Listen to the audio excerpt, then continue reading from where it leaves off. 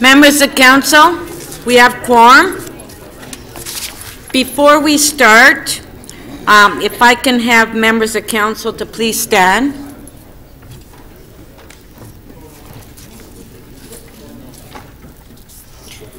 And during this time, please remember Mona Piper.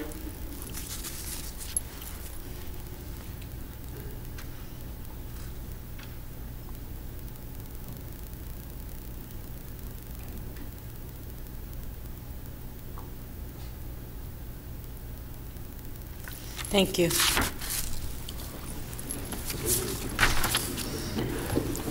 Before the recess, Council was considering item PW 2510 on Vision Zero Road Safety Plan update. Before we return to that item, I would take the release of member holds.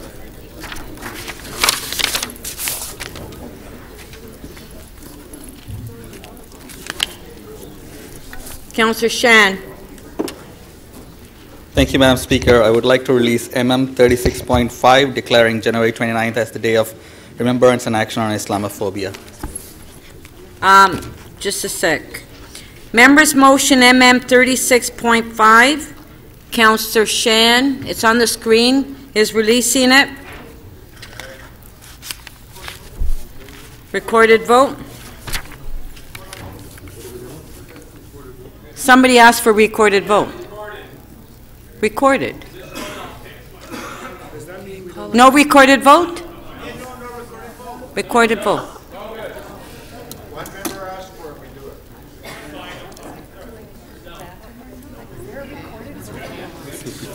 it. Are we doing a recorded vote? No.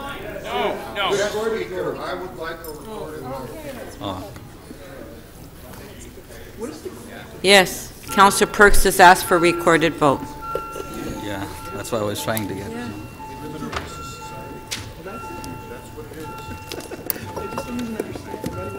What I'm hearing is because others we shouldn't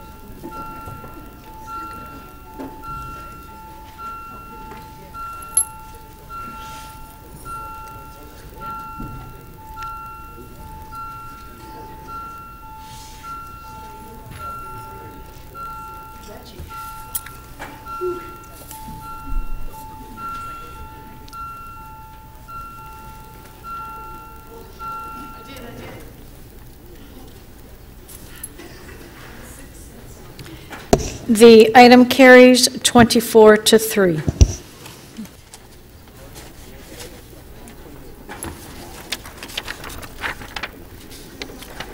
Okay, so we'll now go back to our item PW 25.10. I believe that we were doing questions.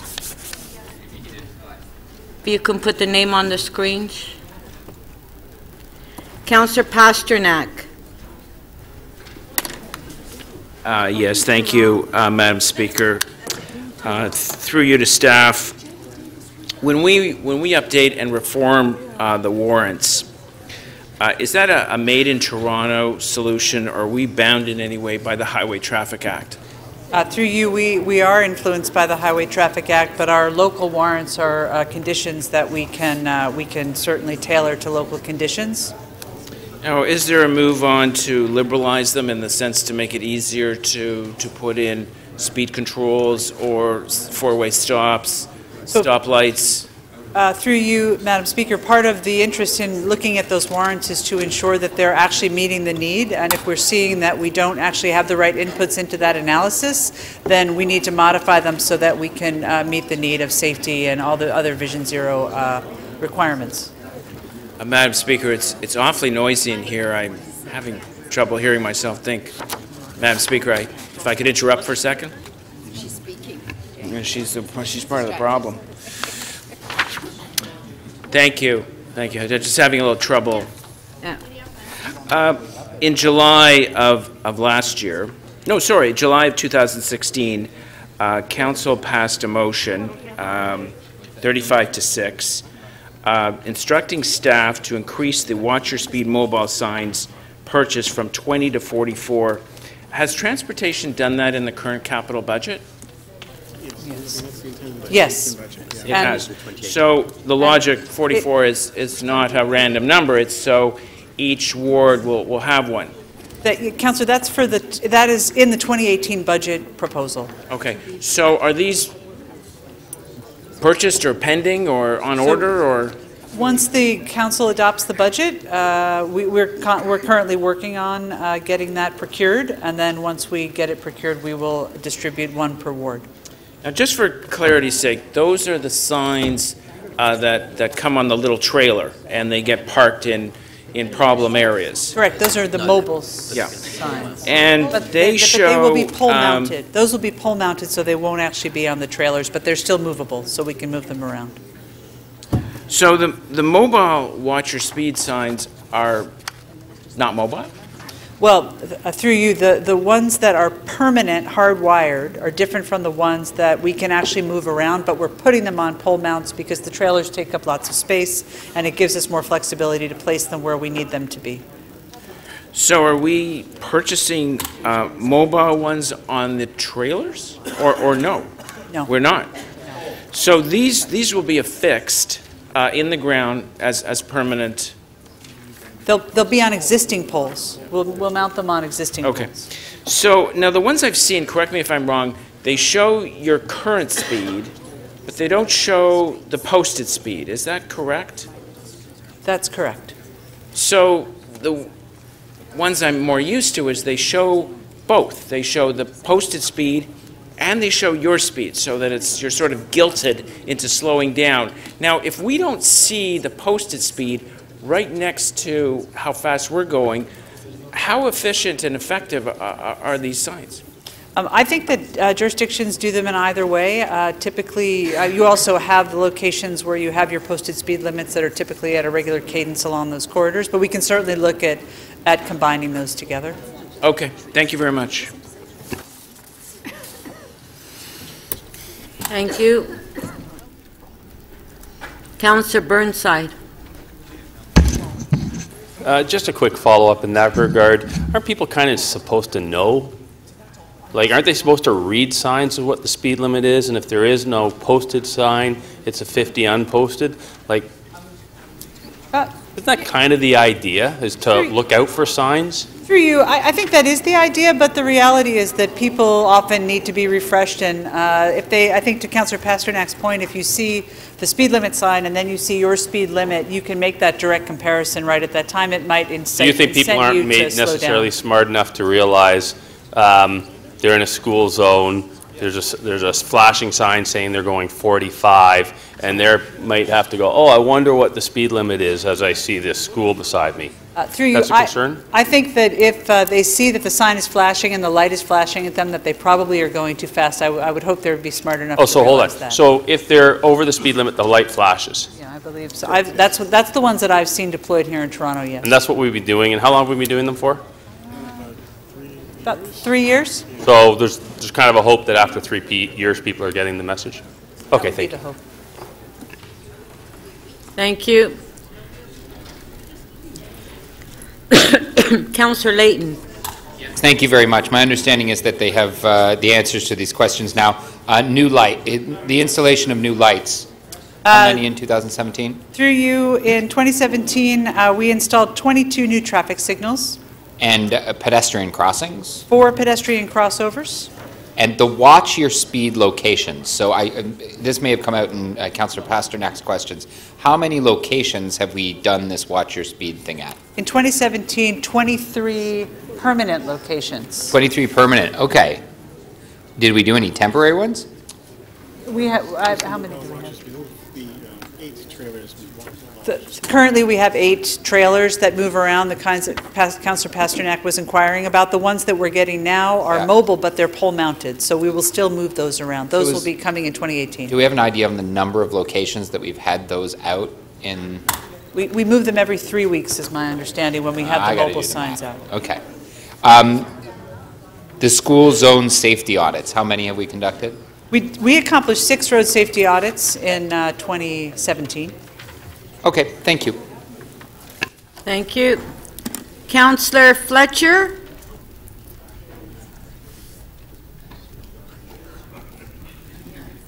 Okay, you're up. Yeah. Councillor Fletcher to speak. Yes, thank you. I do have a motion right there, and it's what I was talking about earlier. I won't take very long, but this is so great to have the city committed formally to Vision Zero, and I have to say how great it was to have Barbara Gray and her staff come out to the community and have a Vision Zero workshop and maps and all the different things we could do and look at the difficult places and the openness and willingness to look at making our streets safer. I just want to thank you and your whole division for that and for lifting up this issue of safety, pedestrian safety, senior safety, school safety, to be very tangible in things that we can do.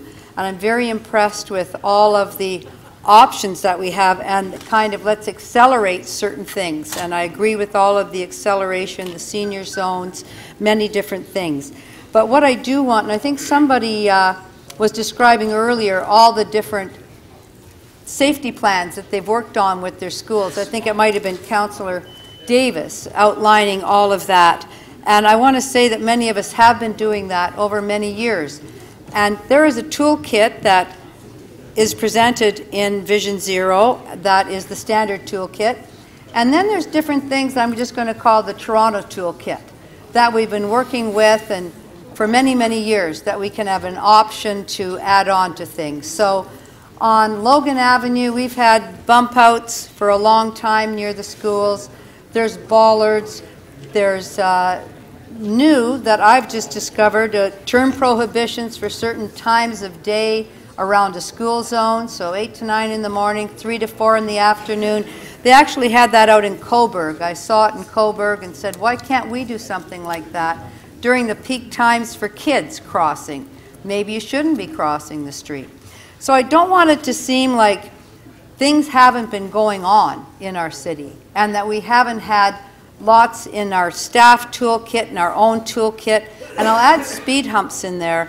I look for the day, and I'm sure Ms. Gray does as well, where we don't spend thousands and thousands and thousands of staff hours. If we added up all the hours we have spent on writing the reports on speed humps, both of them, and say how many FTEs was that? How many FTEs was that could have been out working on road safety in a different way? I'd like to do those numbers, and I think we'd be shocked at that. So having some of these things that obviously the community thinks works really well.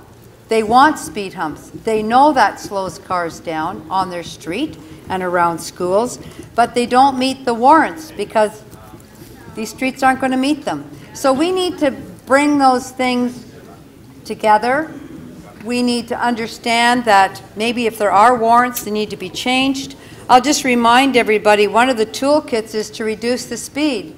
Under Councillor Matlow's motion, we reduced all the speed limits in Toronto and East York to 30 kilometers an hour on all residential streets, blanket, because that was the safe thing to do. That was in our toolkit. So we've been marching along on this for many years, and now we have this fantastic Vision Zero that everybody's seized with to add into the great work we've all been doing. And I know we all do that in our communities throughout this city, because one of the things that people really value is their safety on the street for their children, for seniors, to take a nice walk in your neighborhood, and to slow cars down. And so I hope that we'll support that and continue the great work that we've started. over the last number of months and years. Thanks. You're welcome. Thank you. Councillor Layton to speak. Yes, thank you very much, Madam Speaker. I'll be very brief. I pulled up the 2014 achievements that were listed, which is the last year of the previous council, and I wanted to get an idea of comparing them. How much better were we doing now than we were before? And just before we give ourselves a real good pat on the back, I think we should keep in perspective that in 2014 we installed 21 new traffic lights. In 2017, 22. In 2014 we installed 2 PXOs. In 2017 we installed 4. In 2014 we did 10 school zone safety audits. In 2017 we did 6. So unless we're running out of schools to do them with, that's less public safety or school zone safety audits this year than we did in the last year of the last city council. And then finally, I did the quick math on the 8 mobile stations, and it's roughly equivalent. Well, we have these 23 permanent ones now, which arguably you could count for more locations. But the math of 8 times 14 3-week periods is roughly 140, and we did 150 watch your speed locations in the previous council. I know this isn't the only thing that we're measuring when we're talking about public safety. I appreciate that. We're doing other good things. But when we tried to accelerate the funding for measures like this, because it comes out of capital, we could have put it to use faster. There was a motion from my colleague, Councillor Wong Tam. We could have, I think we could have acted a little quicker on some of these very important pieces, because if we're roughly scoring the same by most of these measures, then I'm not sure we're taking as seriously as we could the notion of Vision Zero and pedestrian safety. So I just wanted to flag that as a concern, and I hope that this budget, our budget that we bring forward, is reflective of our commitment.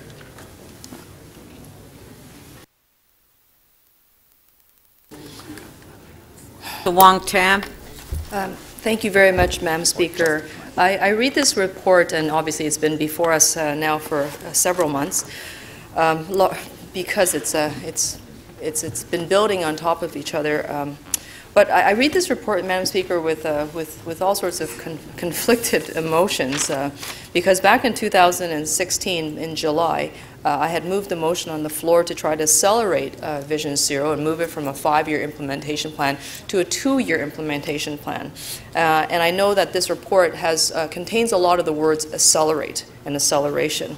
But then in October 2010, I tried to do the same thing again, to move it to a much faster acceleration. And then that report generated, that was then directed to PWIC, where we now have a report that largely feeds out of that process to accelerate the Vision Zero plan and the road safety plan again. And it went to PWIC, and then it was at the City Council meeting in December, and then it was deferred, and then now it's here before us again. All that being said, Madam Speaker, is that, you know, if we really truly wanted to do something, we would actually do it. We wouldn't just talk about it, and we wouldn't just simply write reports about it. And much of our time at Community Council is dealt with lots of little reports coming back, initiated largely because of concerns from local communities, initiated, then carried forward by local councillors, trying to increase road safety overall, Madam Speaker, in the various neighborhoods that we all represent. So this is why I feel somewhat conflicted, is because we now have a report that's before us that doesn't really respond in the same way in the budget process. It tells us that we will do more acceleration, and it talks about how this acceleration will lead us into possibly completing this this plan with a further acceleration process into the first quarter of 2019, which will then respond to and revisit existing countermeasures and new countermeasures for the next 5-year period. And that will then bring us to 2024. I can't help but feel like it's not accelerating very quickly, despite the fact that a lot of language is in there about acceleration. And this is by in no way, I want to just say, in no way any judgment on staff. I know that they're doing what we've directed them to do. But coming back to the original intention of the motion back in 2016 in July was to see if we can get this work done faster, moving from 5 years to 2 years. And even if we came back in 2 years and say, okay, we've got 90% done and we're almost there, okay, so be it. But at the rate we're going, we're not accelerating at all. And in many ways, actually, every year we're going to have to battle this out in the budget. Every year this will become a big question about whether or not we can get it done in time. And between the timeline of getting it done over the 2021 hump and then coming back to revisit countermeasures, we will be in 2024. And this is why, Madam Speaker, I find this report very interesting, because it says one thing, but we seem to be doing something different. And it's not in any way staff's fault, it's ours. And we have to go and make sure that we get this fully funded in the budget process, and that's now February 2018. We would have been almost close to finishing the plan if we had adopted the motion to accelerate from 5 years to 2 years back in July 2016. Thank you very much. Okay, just want to, there are some members of council that would like to finish this agenda tonight. So I just want to remind members if we could maybe try to limit the time so we can actually finish the agenda. Councillor Matlow? There are so many issues that we deal with as a council, but I can tell you honestly, there is no issue more important to me in my community than road safety. Zero, zero, zero. There's just nothing more important. Because this comes down to the safety and the lives, excuse me, the safety and the lives of our kids and our moms and dads and our neighbors and friends. That's pretty pitiful. When I have a 5-year-old daughter, and I know many of you have children yourself, and many of you don't. But when I think about her growing up in our neighborhood, and right now we still walk her to school, but there will come a day that we don't. She's going to walk on her own, and what I know and what many of you know is that far too many drivers don't come to a full stop at stop signs. We know that to be true. I heard a stat from our transportation staff that roughly 80% of drivers don't come to a full stop at a stop sign across our city. Not every driver follows the rules at our traffic signals or considers PXOs when they drive. In the 53 division where my ward is in, along with Councillor Burnside's and Robinson and Long Thames and others I know, Carmichael Greb, excuse me, that's an area from Lawrence down to Bloor, Thorncliffe over to Spadina. There's 2 traffic cops. That's it. 2 traffic cops enforcing the Highway Traffic Act. So in other words, how is it possible to think that the average person who's driving a car is going to believe that there's any real possibility that they're going to get caught breaking the rules, whether it be speeding or texting or whatever in our neighborhoods, if there is such clearly inadequate enforcement in our neighborhoods? That's why I've been advocating for more adequate enforcement, whether it be through technology or personnel. We need to set the rules, and we do set the rules often. Certainly in the Toronto and East York area, we did lower the speed limits on our local neighborhood streets to 30 kilometers per hour due to the medical officer of health's report that unequivocally argued that one is far more likely to be killed or seriously injured if they are hit by a car going at 40 kilometers an hour versus 30. That being said, though, that has to be backed up by enforcement. And we don't have adequate enforcement. But another pillar of Vision Zero internationally is the configuration of our roads. Many of our roads were designed to accommodate 50 kilometer an hour movement. And if we are serious about making our roads safer, not how we regulate or how we enforce, but the roads themselves, then I submit that we do need to provide the resources to make, Barbara Gray and her staff, give them the means to be able to then adequately go out throughout our city and look at the configuration, the design of our roads, and improve them so that it doesn't matter if you're a responsible person or a selfish idiot, that those roads are designed for safety. I don't know how many people care about this. I'm not certainly experiencing much interest in the issue right now, but I must say, we're seeing so many people, so many pedestrians getting hit. Like, it's a real thing. Councillors,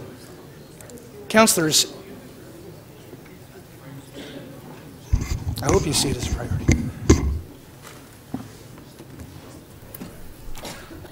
Councillor Karygiannis.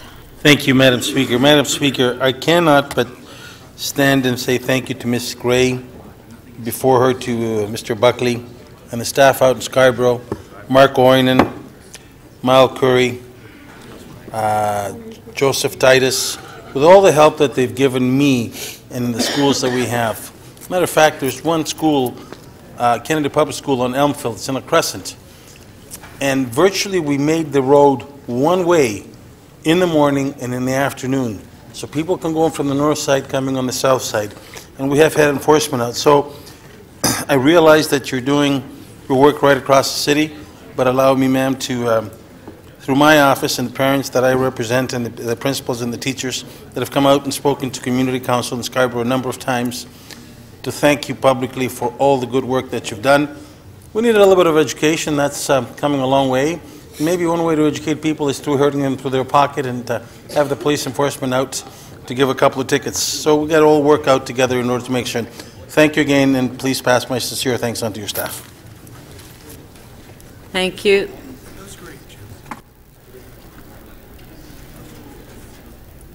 Councillor Jessette. Thank you very much, Madam Speaker. I too want to thank Barbara Gray and her staff for all the hard work. Really appreciate this.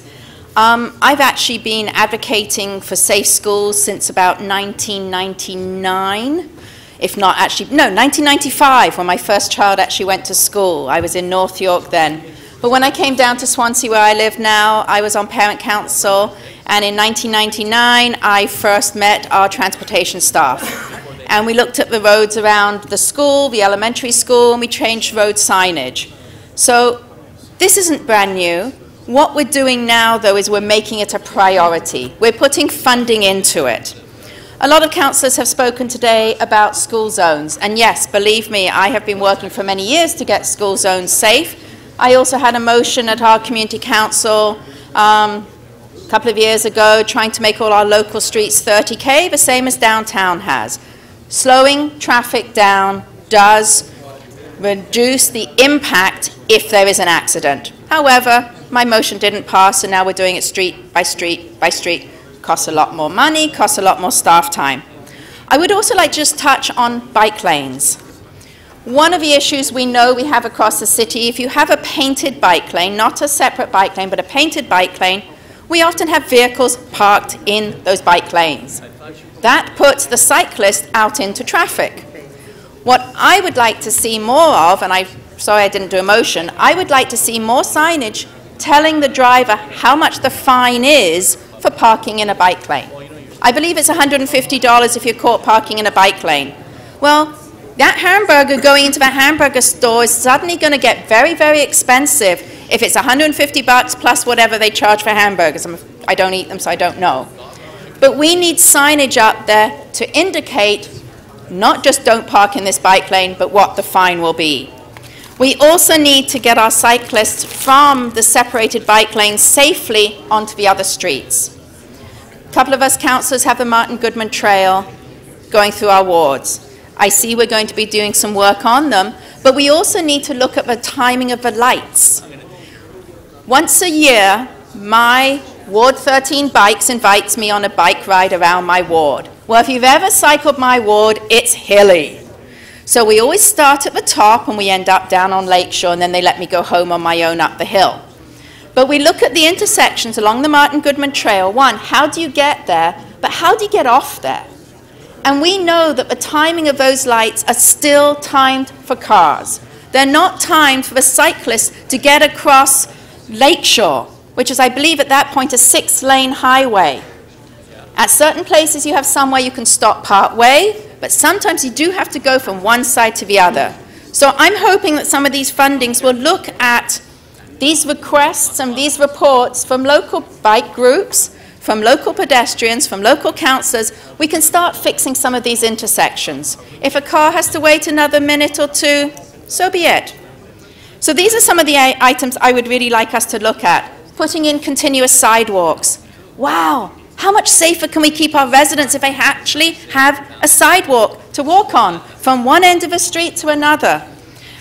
Also, how much safer it would be if TTC stops have sidewalks going between them, rather than having to go down to a narrow little dirt road. If you get off at a TTC, you shouldn't be put in the middle of nowhere. You should have a concrete pad to land on, and you should have a safe way to get to an intersection at a light where you can cross safely.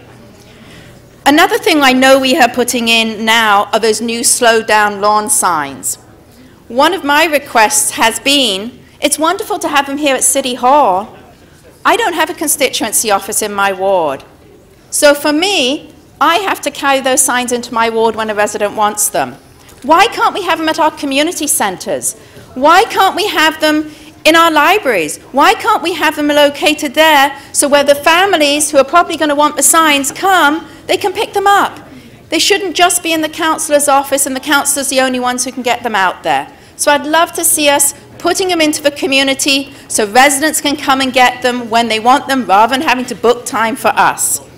So on that note, I'd love the sign showing how much it costs if you're parked in a bike lane, continuous sidewalks, and get those slow down signs into the community quicker. Thank you.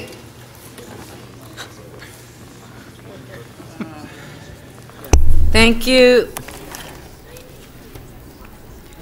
Councillor Burnside to speak. Yeah, thank you, Madam Speaker. You know I'm good for 60 seconds or less. Read a great quote from Tim Harper in the Toronto Star yesterday, and he was actually talking about a different issue. But he said, legislation, no matter how laudable, cannot change a culture. And I know we like to come to council and pat ourselves on the back about what we're changing this law and how we're changing that law. But at the end of the day, Councillor Matlow actually hit the nail on the head. It's not enough just to change a sign. You actually have to follow it up with something, and that's called enforcement. And I know Councillor Matlow's been working on that with 53 Division. But we all like to talk about how serious we are about road safety, and we know that technology-based enforcement as it applies to speed limits is coming within the year, but that's not going to do anything for stop signs. That's not going to do anything for people that text and drive. So when we say we're serious, we're kind of half serious, because if we want to actually change that culture, then you're going to have to increase the police budget and have people do it, and nobody wants to do that.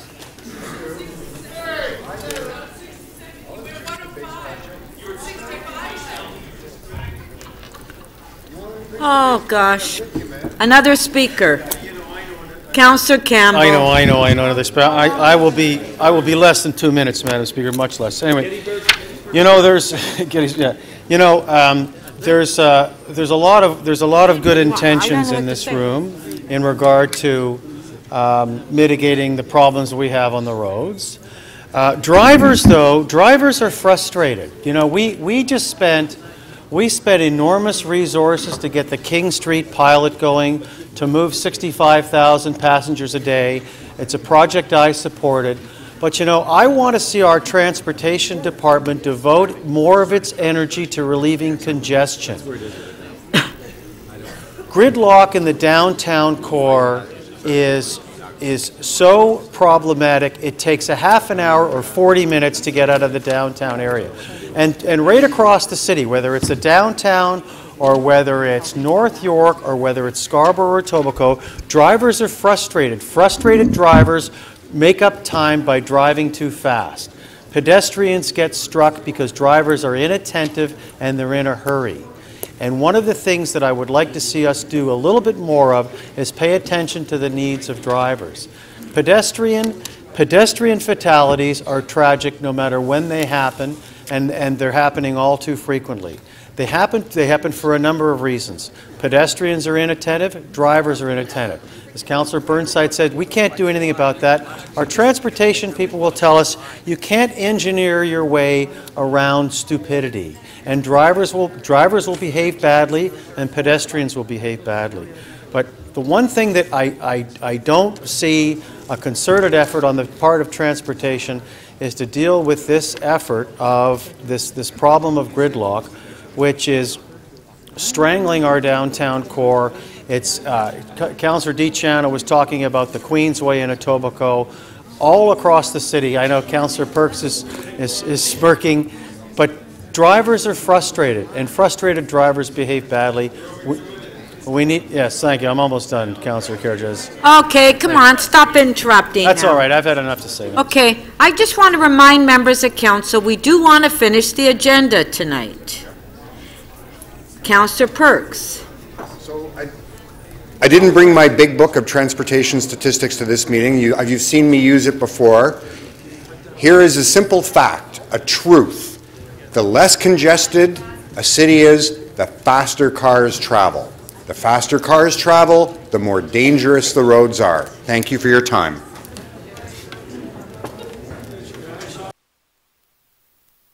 Motions on the screen.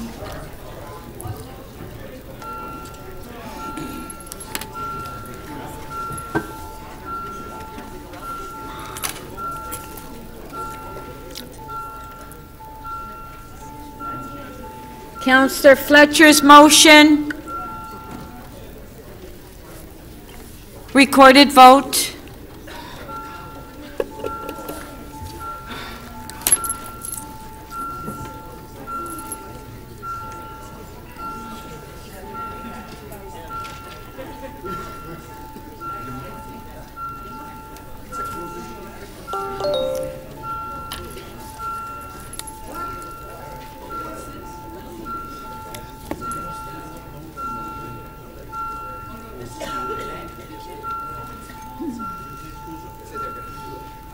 Councillor Wong-Tam, please. Councillor Shiner, Councillor DiCiano, please.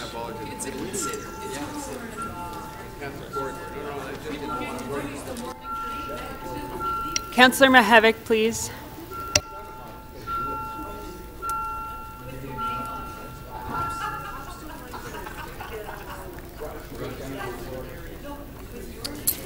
The motion carries 38-1. Councillor Layton's motion.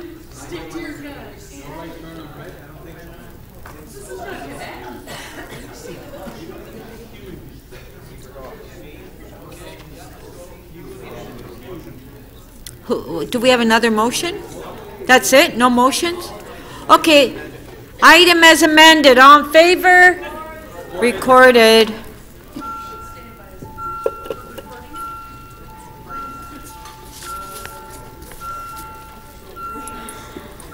All right. Councillor Perruzza, please. Councillor Wong-Tam, Councillor McMahon, Councillor Perks, Councillor Matlow, please.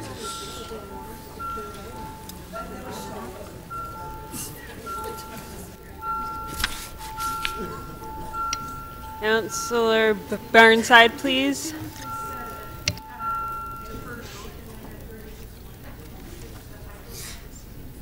The item as amended carries unanimously, 39 in favor. Page 4, PE 24.3, Parks Ambassador Service Level. Councillor Holliday, you held the item down. Do we have questions to staff? No questions from me, Madam Speaker. Does anybody have any questions to staff? Councillor Campbell. For staff. The report, how many park ambassadors did we have in the program? One. So through you, Madam Speaker, we have one full-time Parks Ambassador and we have 3 seasonal staff. How do you explain this? One seasonal staff. Sorry, I'm just trying to locate the report. But the report had statistics saying that there were so many hundreds of interventions, dozens of park surveys or, moving people out. How could one person possibly have done all of this? I don't know where the numbers came from. They seemed impossible. Through you, Madam Speaker, we had 2 crews on all of last summer. So we augmented the usual 2 people that we have with 4. They're on bicycles. They go from park to park. And these are the statistics that they collected through the summer. So they were, as it looks, very, very busy. So here's the report. So they said these people did 14,000 work actions. That's correct. That's individuals. They come in. How many people? So it could be a number of different things. So there would be referrals that would come in through community. The referrals could come in through our own parks crews that are in the park. They would respond, and it would be looking at every interaction they have with individuals in the parks over the summer, over a 6-month period. 14,000. That's correct. That's what was logged within their work logs. And I find that number, unbelievably high. What's involved in a safety audit?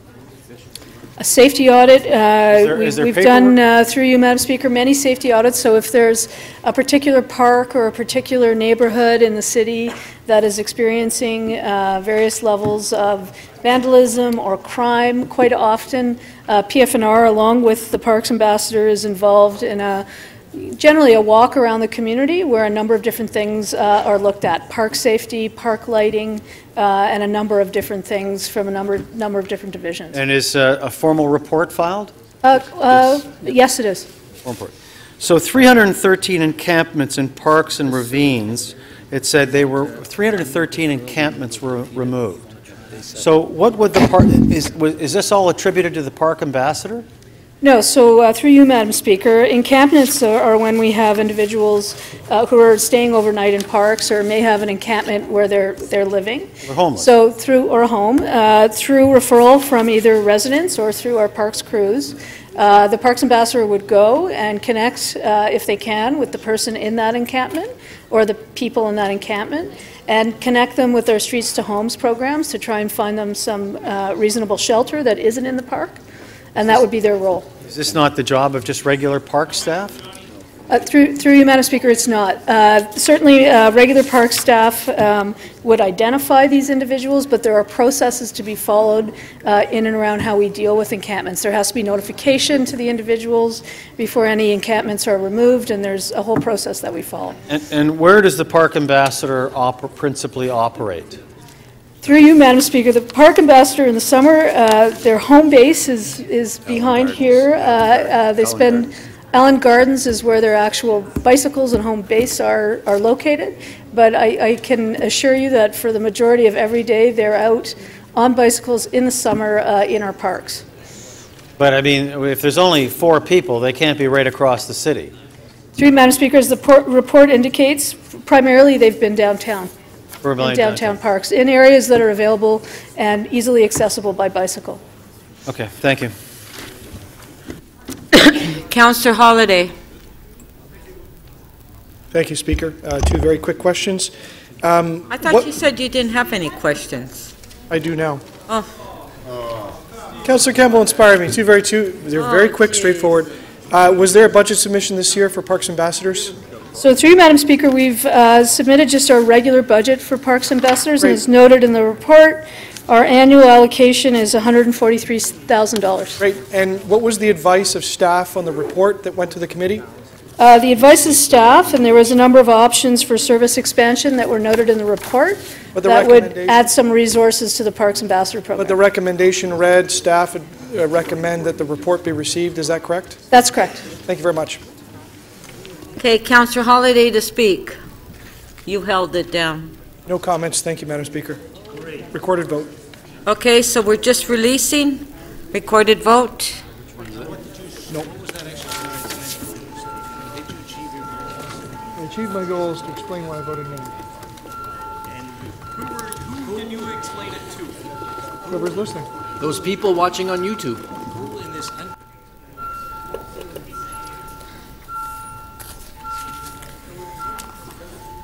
Councillor Kelly, please. Councillor Perruzza, Councillor Aljamari, Councillor Wong Tam, please. Councillor Shiner. Councillor Cole, when you're seated, please. Councillor Grimes. Councillor Perruzza, your vote, please. Councillor DiCiano.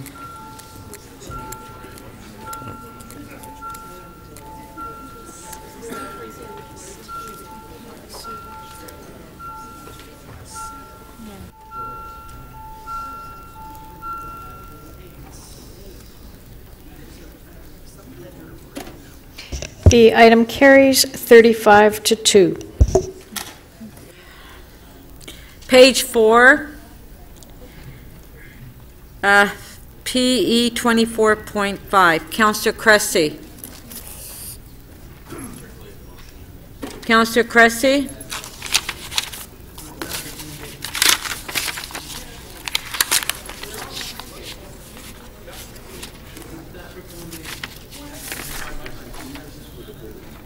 Okay, go ahead.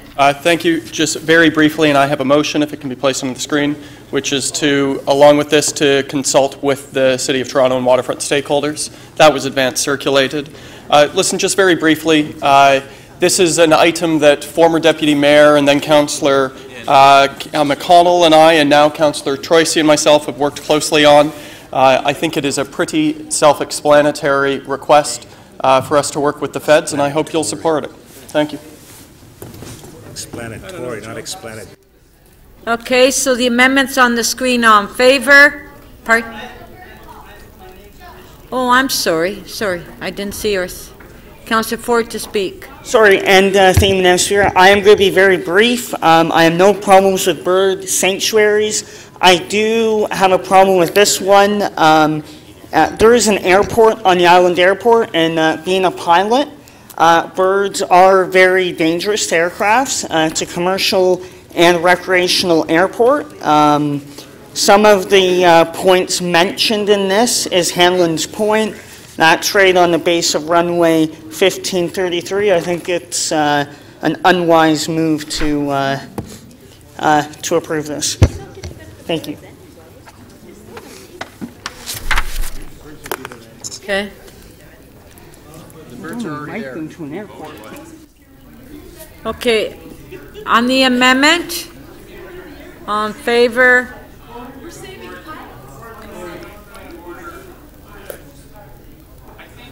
Councillor Pasternak, yes. Madam Speaker, I think it's very important when Council sends a message to another level of government that we should really, by duty, record those votes to send a strong message on our beliefs rather than a hand. But we did ask for recorded democracy, vote. Shelley.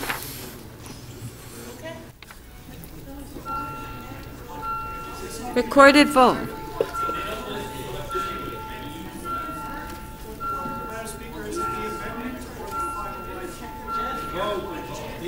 The amendment. It's on the screen. It's the amendment. Yes.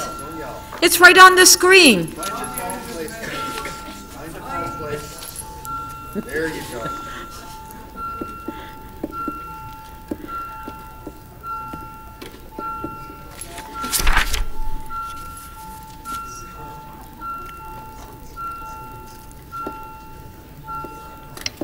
Councillor Hart, please.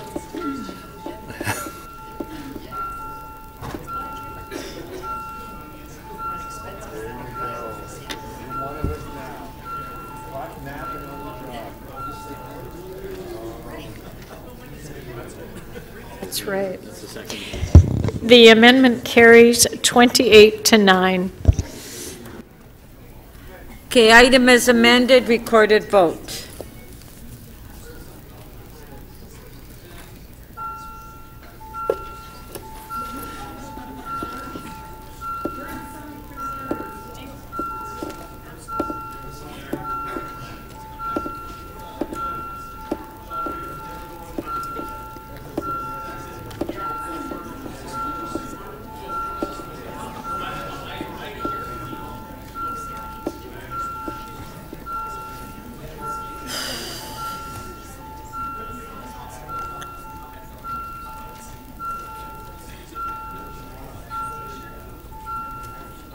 Councillor Wong-Tam, please.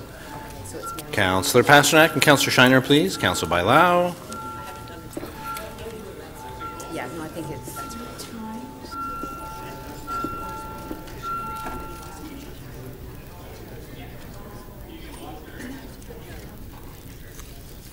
The item is amended, carries 34-3.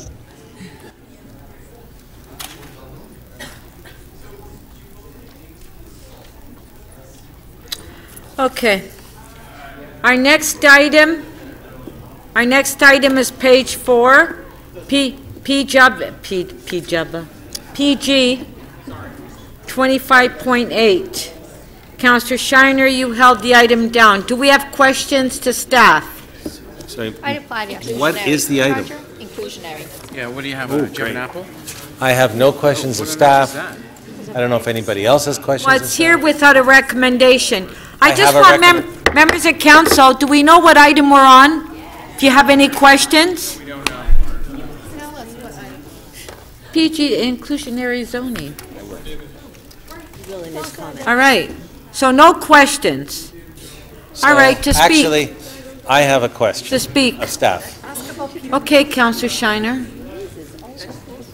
Through you, Madam Speaker, to city staff, could you give me a brief explanation, as you did at committee, as to what we had asked for and what your report suggested? And then I have a motion that has the recommendations to adopt, I believe, what's in your report, if you can confirm that what I'm moving is what you wanted to see moved. That's my question. Through you, Madam Speaker, our report outlined a number of concerns we have with the proposed regulation, including the restrictions on securing purpose-built rental, as well as municipal flexibility related to a unit set aside for affordable housing. So the province has set quite prescriptive limits related to that. We also have significant concerns with required measures and incentives that would be required in order to secure new affordable housing units. We've identified a number of other pieces that really relate to enabling municipal flexibility related to the proposed regulation. And in general, those kind of encapsulate all of our concerns. The recommendations put forward in the report, I think, are included in your motion, and we support those.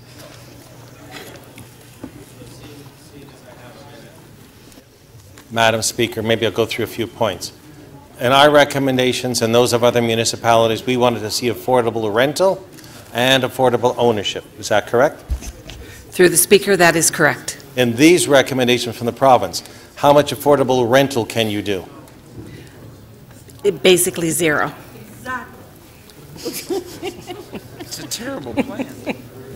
We wanted to be able to work on percentages. What percentages were we looking for as affordable housing? We had previously identified a minimum of 10%. What is this recommendations from the province, their legislation currently recommending? The province currently recommends a maximum of 10% in high-density transit station areas and 5% outside of those areas. I do have more questions. Currently, what is the cost to the municipality for an affordable housing unit subsidy to the Government of Toronto? Under open door or under the proposed regulation? Under open door, what we currently go by. We generally provide for purpose-built rental housing $28,000 a unit. And we defer the development charges but collect them later on when the unit is sold for profit? For affordable ownership units. On That's affordable. correct. What is it going to cost for each unit under this current legislation of the property taxpayers in the City of Toronto? So staff estimate anywhere between $110,000 to $160,000 a unit. Sorry, I couldn't hear how much it was? $110,000 to $160,000 a unit. So it may cost property taxpayers $160,000 to achieve only ownership units, no rental affordable housing units, a maximum of 5% anywhere, and 10% if it's in a high-density area. Now, we can get around that by having what was called a development permit system. We asked for that, did we not? And went to the board with it? We did. And what did the board do with it? The board has deferred our appeal, or the appeal on that, and it's now subject to divisional court appeal. So, without having a development permit system, can we implement this as they've suggested under a development permit system, or what is called, what's the new name for it? The community planning permit system. That's wonderful. So can we actually implement it the way they suggested to do under a community planning permit when we can't get a community planning permit area in because we're going to divisional court because they stopped us? Yes, we're not in a position to be able to implement in the next short while. And the recommendations that I have in here, the 9 of them, they're the 9 recommendations that were in your report that you want us to adopt. That's correct. Do I have to ask you anything else? No. Thank you. Those are my questions.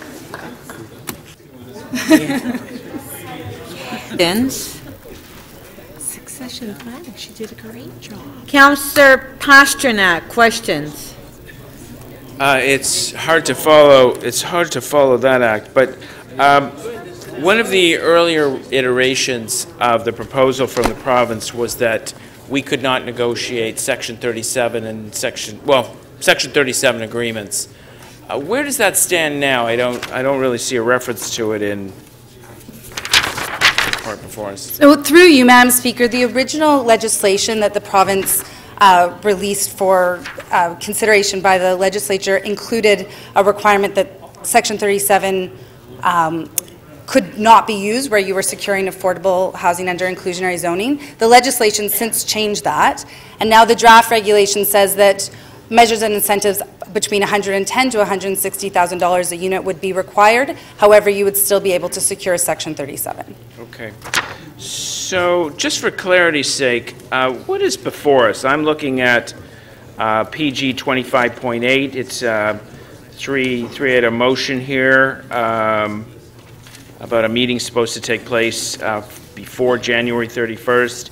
And I'm looking at a key line here that the acting chief planner and executive director of city planning report directly to city council with a proposed response from the city of Toronto on the provincial proposal for inclusionary zoning legislation.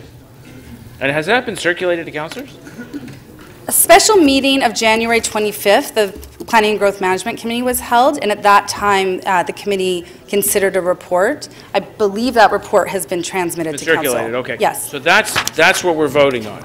That's so we are urging all councillors to take a look at that report very quickly to make sure that we support it, and that will be sent up to the province. That's correct. Okay, thank you. So it's here without a recommendation, and then you have communications. PG 25.8, 1 and 2. Councillor Al-Jamari. Councillor Al-Jamari. Thank you.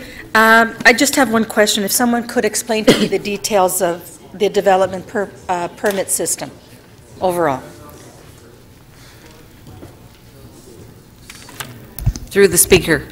The development permit system, which is now referred to as the community planning permit system, requires a municipality to have official plan policies, and when those official plan policies are approved and in effect, a municipality can then adopt a development permit bylaw. Councillor Shiner to speak.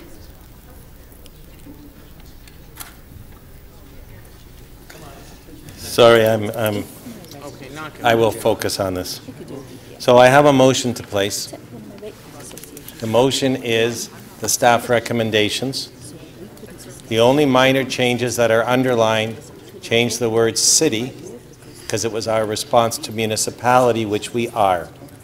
I changed that because if you go to the end of the motion, we're asking the province to change it based on our proposed regulations, which should say municipality. We're asking them to consult further. And the fourth part is we're going to send this off and request all the municipalities in Ontario and AMO to consider supporting the same recommendations. So I'm trying to make it where they can, whether it's a town, a city, or a region, they can all support the same recommendations. I do that, and in the question about the special meeting, my colleagues brought this item to our meeting and had a few speakers there that told us about the importance of what's happening with the provincially recommended changes, which were, they may as well have been in another planet because they were nowhere near what any municipality had asked for. They weren't even close. They made, as you heard, $160,000 a unit of municipal dollars to go into an affordable housing unit. They capped it at 5%. They could, it just didn't work. It's as if you took something that could have worked and did everything you could possibly do to make it not work. And to expect that a municipality can put $160,000 in by not taking park fees, by reducing standards, by not collecting development charges permanently, and there was one more horrible thing. Oh, and not collecting fees on the development applications. So who pays? Well, people aren't going to work for free because they're affordable. Development charges, currently, we defer them because a unit goes out as an affordable housing unit. It lowers the cost, but when that unit is sold at market price, those dollars are recouped. Oh no, we should just give it away. Taxpayers have $160,000 a unit to be able to create affordable housing units. It's not going to happen. This means affordable housing won't happen. I will tell you, my colleagues in the committee and Councillor Bilo there are so passionate on this, and they're right. So the intention here is to write what the correct changes should be. We had a special meeting. Staff did their presentation. We had members that were non-members of the committee come, members of committee. We reviewed it. We understand it better. Everyone asked great questions, and then we sent it on to you to support. And what I'm doing is pulling those recommendations out so they're particular. We support those recommendations, and we tell the province to do what's right. If you really care about having affordable housing in the city, and you really care that people should be able to have whether affordable ownership or rental housing, because many people can't afford 20% down payment and they're tenants. If you really care about that, then put a process in place that helps get it. Because what we got back from the minister and from the province is a process that will not get affordable housing. It will not result in the creation of any affordable housing within the city. We may as well grind to a stop if this is the way you go forward. It's not a help, it's a hindrance. It's an expectation that a developer who's building doesn't have to make any commitment to it, and that full commitment should be made by government in the form of the municipal government to take away its development charges, which we need for infrastructure, our development review charges, which we need for the staff to be able to negotiate these deals, our parks, which we just had a report that says we don't have enough of them, and take out parking spaces so people move into a building and want to park, but they don't because the developer got a benefit. It's to a detriment of the person that wants the parking space. I don't know what could be more ridiculous. Now, we have shown by example that we can make this work. We do have affordable housing coming on, but we'd like more. Through our real estate company, we have been supporting to the tune of over 700 units. Over 700 units in the last year and a half at an average cost to the development company of about $20,000 to $22,000. Deferring development charges, working out on the program. I'm chair. I get 2 minutes extra, right? We're trying to finish the agenda, Councillor. I am, Madam Speaker. You know, and I haven't gone up passionate on anything. But this, I'm extremely passionate upon. So I'm trying to help at the same time, and my apologies to my colleagues that want to go, because I do as well. But I'm trying to explain the situation that we've been put in by the province so we can understand it better as we go forward and support this to try and do what's right while the provincial government is doing what's wrong.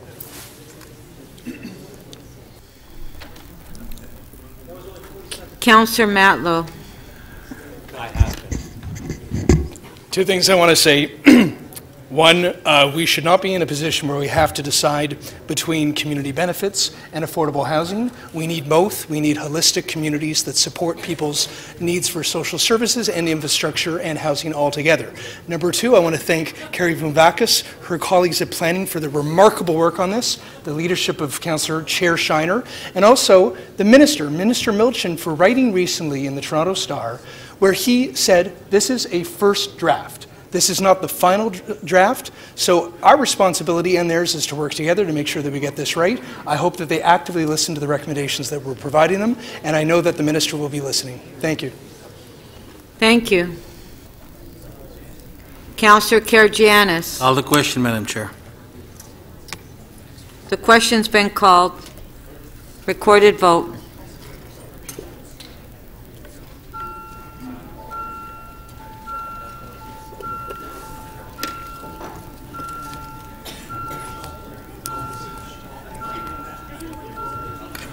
Councillor Perruzza, please. Councillor Wong-Tam, please.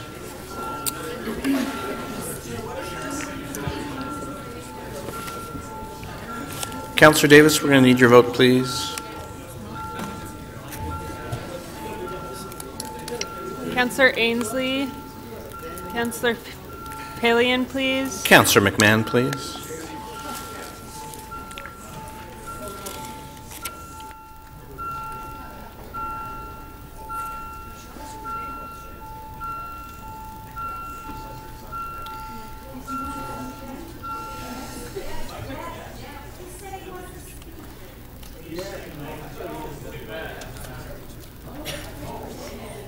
The motion to call the question carries. The vote is 26 to 11. Councillor Layton to speak. What I wanted to say is on, pardon me? Oh, we got the vote? Oh, okay.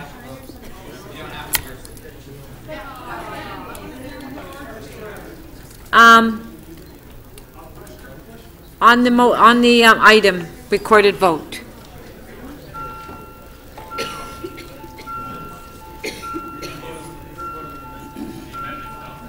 Well, no, it's here without a recommendation, so Councillor Shiner is moving.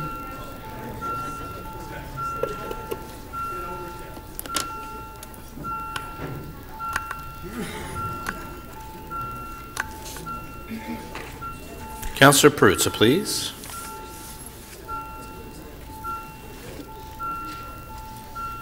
Councillor Ainsley, please.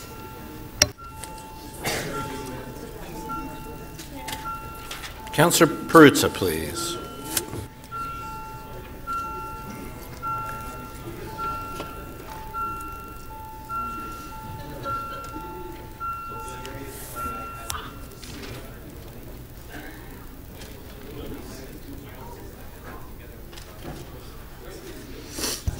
The motion carries 34 to 3.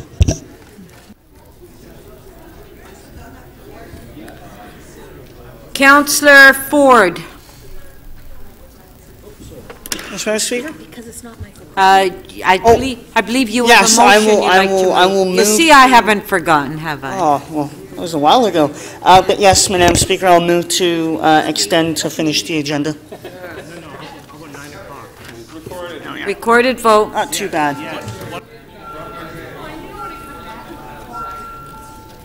Well, people that put their names on, maybe we can finish.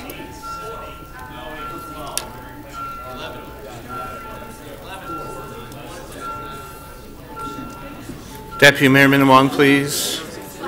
Councillor Lee, please. Councillor Davis. Councillor Wong-Tam, please.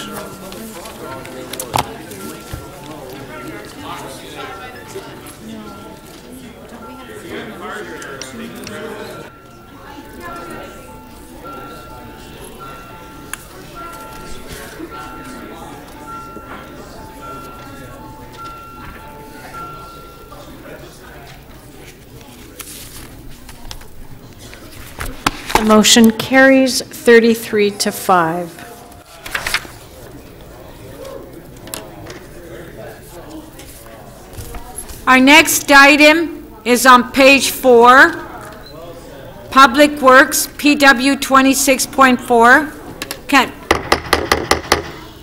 please, preparing the City of Toronto for automated vehicles. Now, Councillor Robinson held it. She's not here, so do we have questions for staff? Councillor Fragadakis, questions? Yes, thanks, Madam Speaker. So I'm really pleased that we're looking down the road at this issue. However, the report seems kind of rosy to me. So through you to staff, city planners in Australia have pointed out possible shortcomings and talked about scenarios where suburban residents working in central Sydney may take their driverless car to work instead of the train and then send it home to park, only to summon it back in the late afternoon to take them home. And under this scenario, vehicle kilometers traveled doubles, with half those kilometers occurring without an occupant in the car. Moreover, millions of people too old or young to drive will be able to summon a vehicle, which will shift many trips previously done by more specific space-efficient modes. People may even choose to live in more distant locations because they can do something else while they are in the car, as they no longer need to focus on the act of driving. So I was wondering, is it possible that automated vehicles may actually increase road congestion? Through you, Madam Speaker, yes, it is definitely possible that automated vehicles could increase roadway congestion. One of our approaches, and especially with our strong partnership with the University of Toronto and other jurisdictions, is to try to develop the rules and regulations that will ensure as much as possible that we are managing that type of influx in a way that is consistent with our overall policy direction in Toronto. Great. Thanks for mentioning U of T, because I noticed in the correspondence from the University of Toronto that they have advised that an AV future will be far from business as usual, but so far there is only speculation about whether or not AVs will increase or decrease congestion, improve or exacerbate social equality, have a net positive impact on access to employment opportunities. Sorry, Madam Speaker. Sorry, Councillor. I'm having trouble hearing. Positive impact on access to employment opportunities, increase or decrease mobility and transit ridership, be supportive or not of climate action plans like Transform TO. So some have a very rosy picture of this technology and dream it will preclude the need for investments in public transit. And did some of the deputants at committee not warn against that type of thinking? Through you, Madam Speaker, yes, in fact, I do believe it's one of the reasons why we in Toronto are looked to as a leader, and that we are really trying to grapple with the issues of how to manage the introduction of AVs. They some people think they'll happen sooner than others do, but we want to be able to manage them so that we get the right outcomes and that they're complementary or enhance our mobility options and not shift back to more significant congestion on our roadways. So my next question is probably best answered by planning, but I'll direct it to the chair, to the speaker, and then it can be directed to the appropriate staff. But it's about a critique of automated vehicles that, though common, does not seem reflected in this report. For example, Richard Florida has an article in City Lab entitled "Driverless Cars Won't Save Us. In fact, they'll do the opposite of what techno-optimists hope and worsen, not ease, inequality." And I was wondering, are those types of concerns on staff's radar?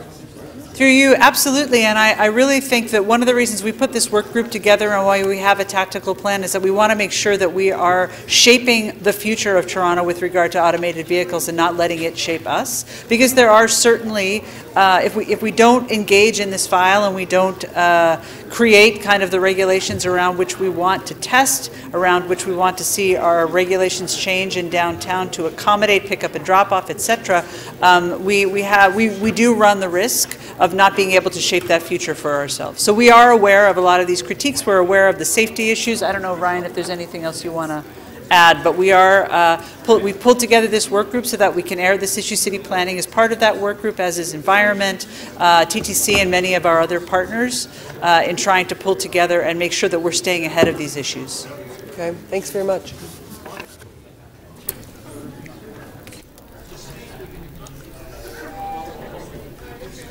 Councillor Karygiannis to speak. Call the question, Madam Chair. Well, you're the only one there.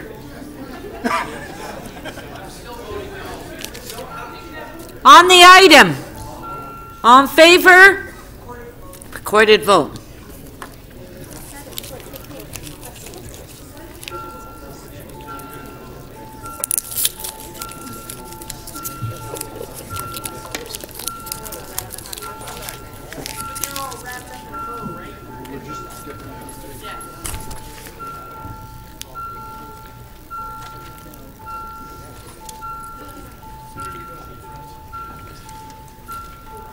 Councillor Bailão, please.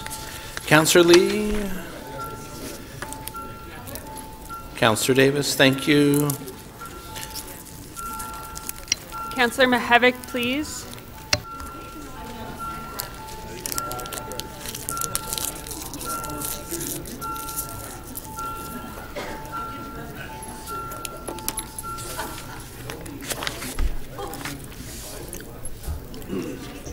The item carries unanimously, 38 in favor. On page 4, the bottom of the page, PW 25.5, Metrolinx, Eglinton, Crosstown, extension of long-term roadway closures. And Councillor Mihevc, you held the item down. Do we have questions to staff? Yes. Okay, if we can clear the screen, please.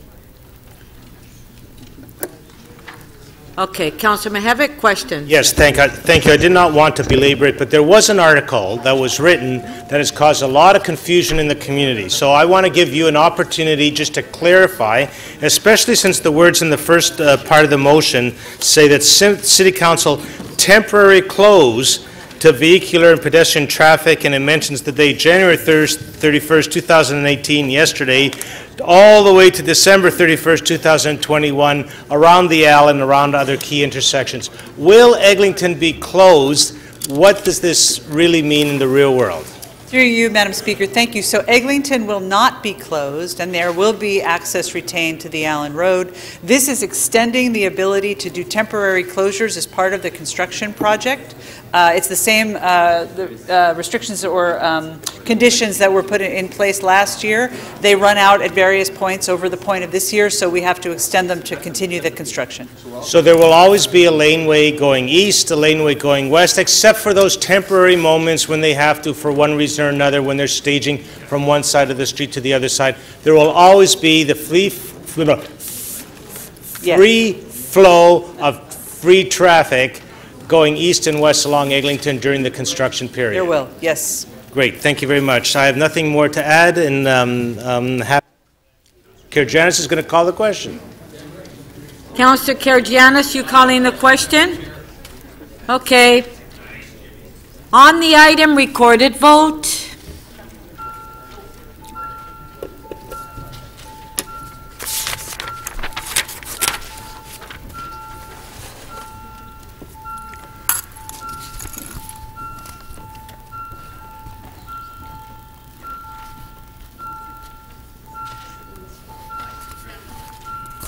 Councillor Perks, please.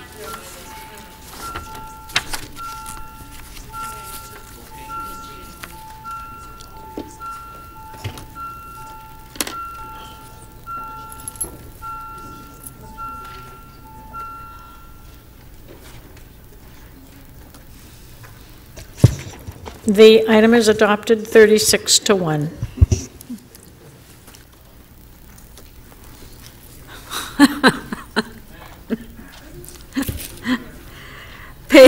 Page 5, Councillor Cole.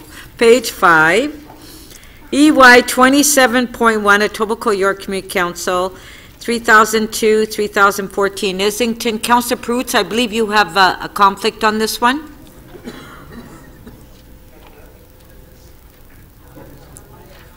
Okay. Councillor Carroll, you have questions to staff? Yes, Madam Speaker, I'd love to ask some questions of the planner on this item. I believe it's, here's Mr. Cresswell. I'm asking questions on the chart form of the following table illustrates the shortcomings of the application as it relates to the infill townhouse guidelines. We have before us enabling regulation should we decide to pass it, but this chart is a part of the original report that staff, pretty much, the wording is pretty adamant. It's an adamant refusal. I'm wondering if you wanted to highlight for us what are some of the most glaring in this chart concerns, shortcomings as you call them. Through the chair, there are a number of problems that staff had with the application. Effectively, the bottom line is, our opinion is that there are too many units on too small a piece of property. As the table outlines, it requires a public road, a private road, which we think is very problematic. It creates long-term difficulties for the owners in that group of townhouses should there be any failures on the road. There's no public services on the road. There's no sidewalk on the road. The townhouse units are too close together. There's no parking on the street. The driveways are too short to legally park a vehicle on. Some of the building setbacks are problematic. Some of the building heights are problematic. They penetrate the 45-degree angular planes around the outside of the property. So the bottom line is that we are of the opinion that it is a development parcel. We did some drawings which we provided to the applicant, which would show a development of somewhere in the ballpark of 45 to 50 units, which would meet all of the city's policies and still be a viable development option. The applicant refused to do them, so that's why we brought forward the request to refuse report. But the applicant's only a small amount. This list gives us a long list of policies he's not meeting at 60 units. If he knocked it back to 50, even a few more than that, he could meet all these policies. Yes, that's correct. We provided at least 3 drawings to the applicant near the end of the discussion on the application and said, this is what we think you need to do, and the applicant refused. And I wonder if you could just review, because it was difficult for me at first when I read the report to even understand that it was initially refused. But the wording caught my eye. A refusal report came forward, and ordinarily, you know, either we all support it here in this community council, or we might say take another month to get to yes, or take the 2 weeks between now and council to get to yes, and you might be directed to continue to try and negotiate a settlement. We've adopted several of them here tonight. But could you explain, in this case, you were not directed to have any more negotiations with the developers. Am I reading that right? Through the chair, yes, that's correct. We got to the point where we understood that any further negotiations with the applicant would essentially be fruitless. The application had been in for about 2.5 years. The applicant had moved quite a fair bit from the original proposal, so we do acknowledge that in the staff report. But we reached the point where we had said, are you going to make changes, yes or no? The applicant said no, and that prompted the refusal report. Okay.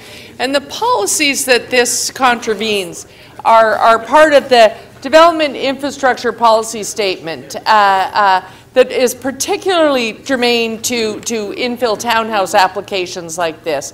Is it just my ward, or are there other wards where we've had the challenge of when you create these townhouse, infill townhouse complexes, and you build them with private roads, you squeeze a few more units in, but within a few years, they're back to the city saying, we don't want the liability. Why are we getting sued if someone slips on this road? Hey, city, this should be your road.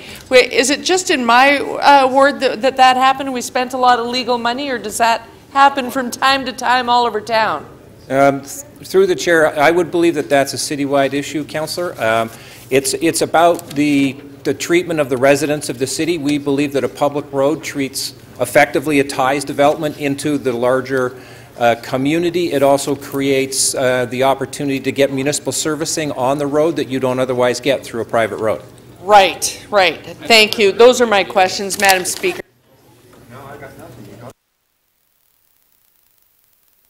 This is the, Councillor Karygiannis, the Etobicoke York item. Very quickly, just one question. What's the footprint? How many acres? And how many townhomes are we proposing? We're not. Well, suggested.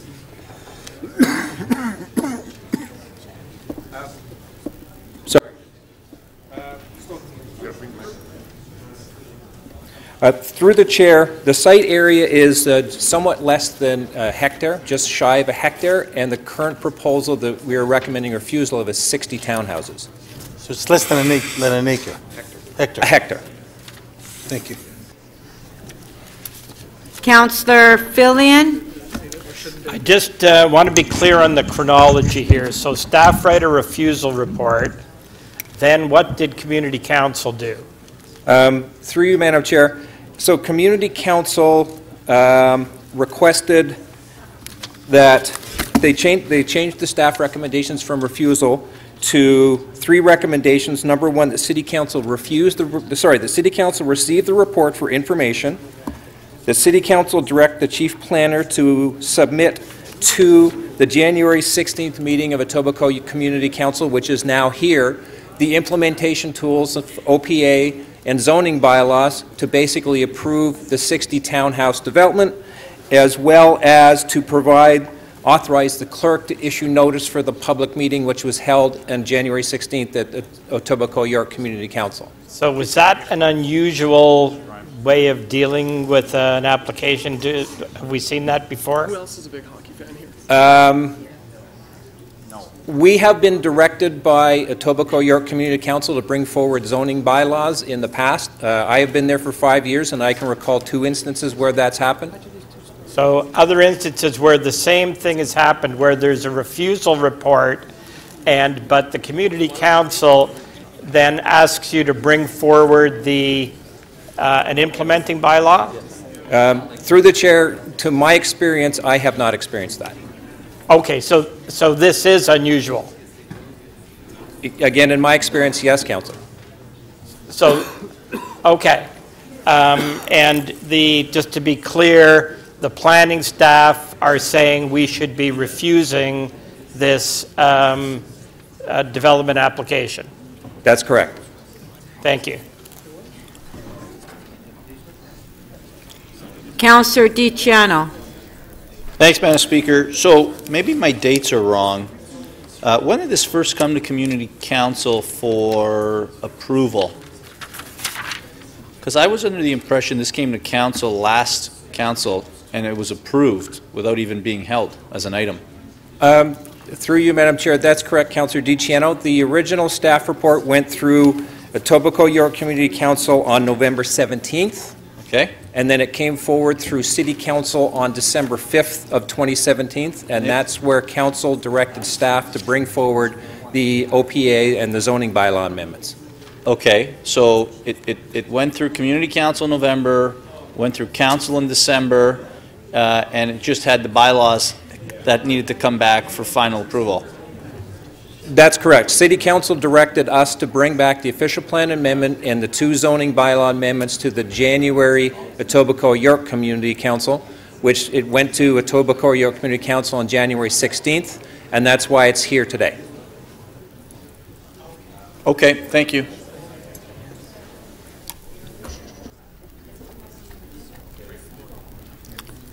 Okay, Councillor Karygiannis. No, hold on, I didn't help. No, Councillor Carroll. Thank you, Madam Speaker. I want to be clear here. I'm a little distracted by Councillor DiCiano's active shouting. Thank you, Madam Speaker. I circulated this. This is the list of shortcomings that I read in reading the agenda over the weekend, and I circulated these first thing in the morning. I'm going to be moving, Madam Speaker, that City Council delete the Etobicoke York Community Council recommendations and adopt instead the following recommendations. I hope I can consider them read. They are the staff's original refusal recommendations. Here's the thing that you should know. Staff have been very careful in this. If you read the wording in the original refusal report, you will understand that this contradicts every part of our DIPS policy that is supposed to serve infill townhouse developments that we all know and love and have such trouble with when we're having them. This contravenes pretty much every component of that. And that's why it's so important. We sometimes get caught up in an application with, I got to reduce the number, reduce the number. All my residents are worried about is the number, the number, the number. But there is so much more to successful development than just the unit count.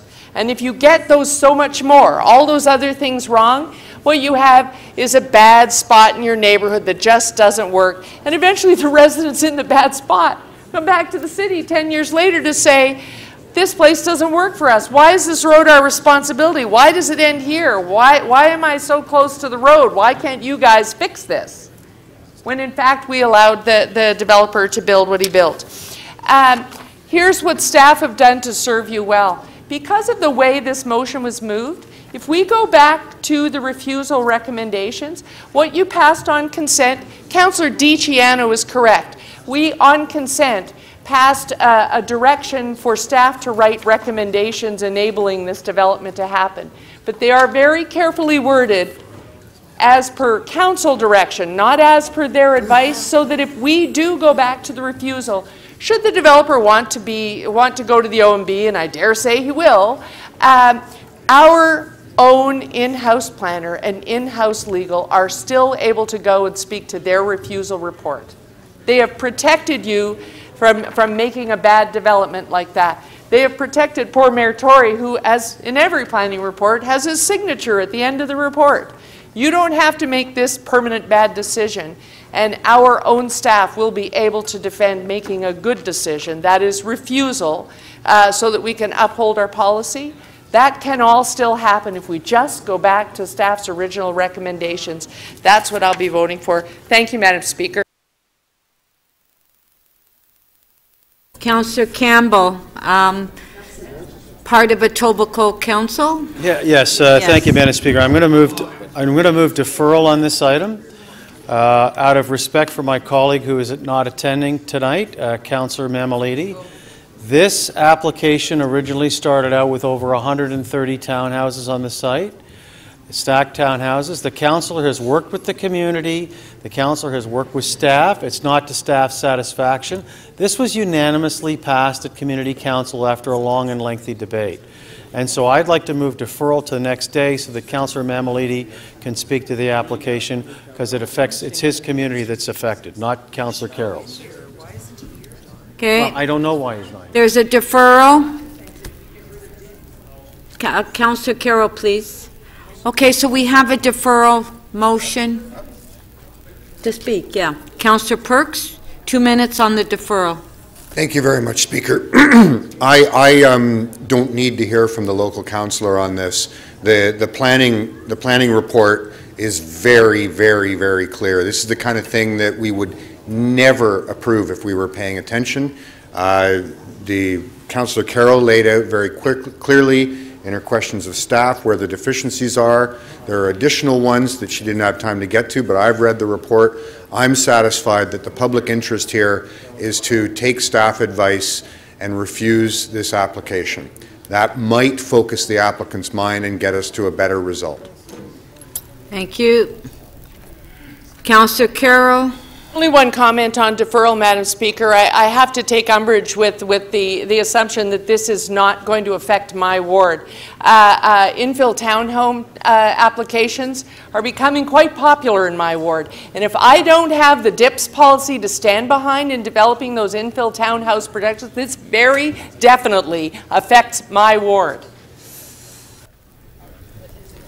Councillor Fillion. Yes, well, Councillor Carroll said it very well. Every application in this city affects every similar application. This one is clearly one from the staff recommendations that should not be supported. And the way that it got here, I've never seen that before. It just has an odd something to it. So we should be supporting the staff recommendations, not deferring this, and just doing the right thing here. Councillor Cressy.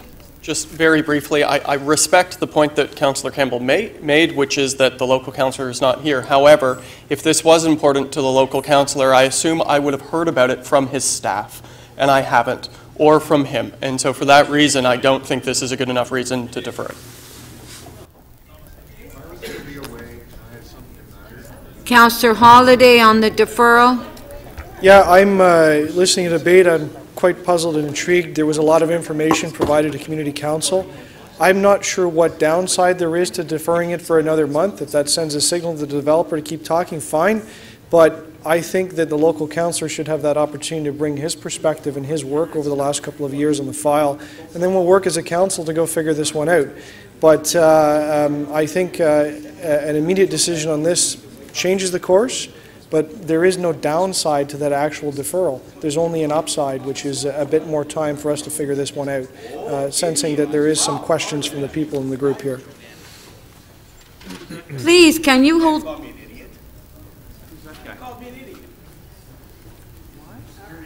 you kidding me? Get out of here.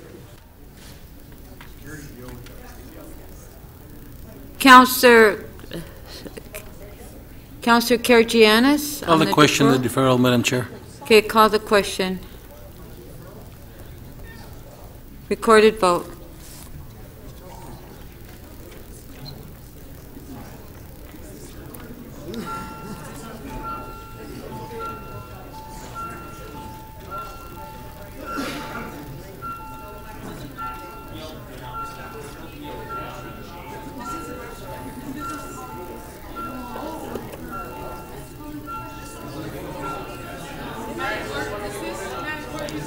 Calling the question.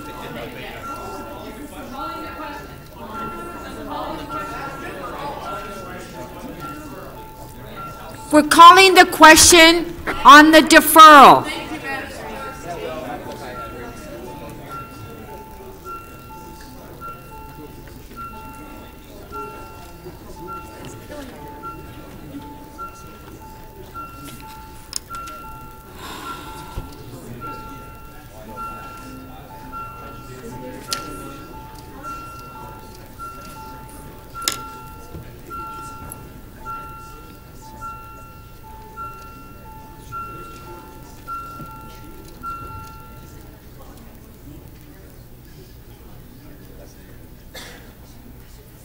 The motion to call the question on the deferral carries 28-7.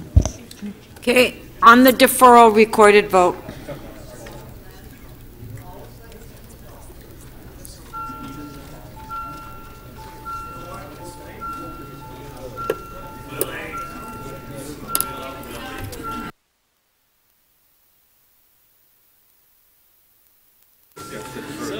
Councillor Bailao, please.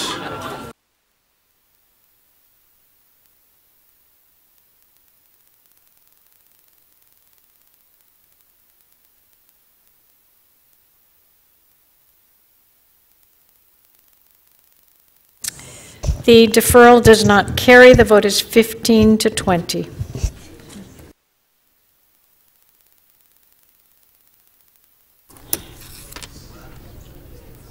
So I guess we'll vote on, well, what?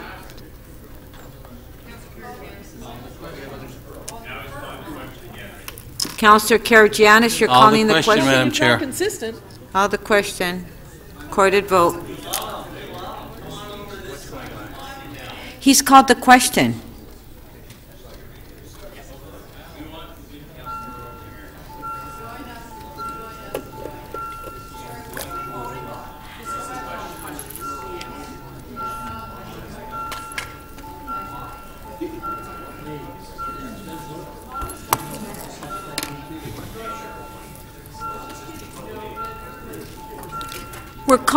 We're voting on calling the question. Councillor Davis, please. Councillor Doucette.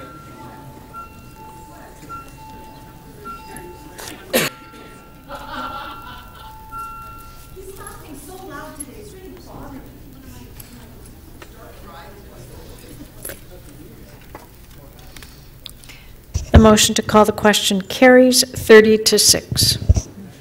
Okay, on the motion by Councillor Carroll. Recorded vote.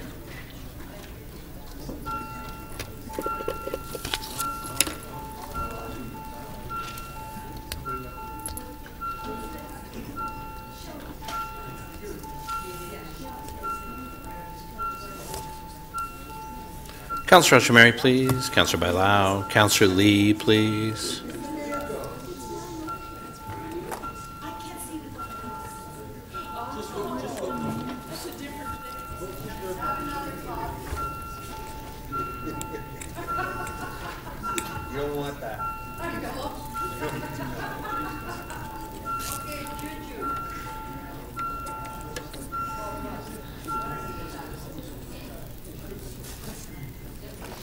The motion carries 23-12.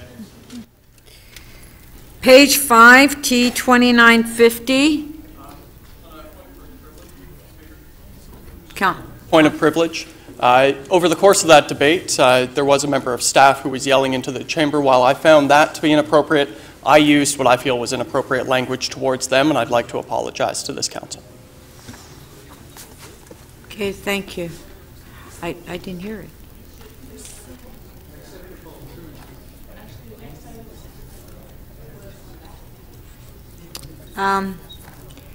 Is the mayor around?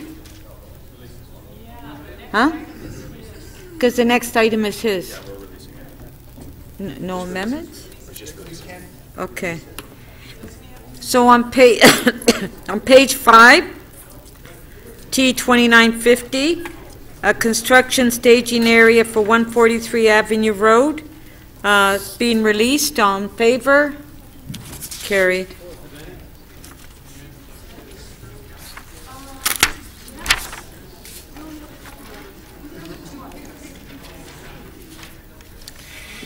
Page 6, CC 36.9. Okay, Councillor Carroll, please. It's hard when somebody is talking and you keep interrupting. Okay.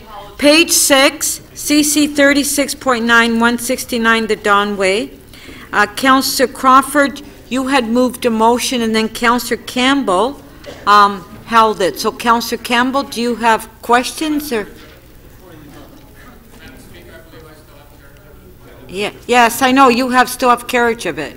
So I'd like to, this is on behalf of Councillor Robinson, is that I'd like to move that the consideration of the item be deferred until the March 26, 2017 meeting of City Council. Again, on behalf of Councillor Robinson.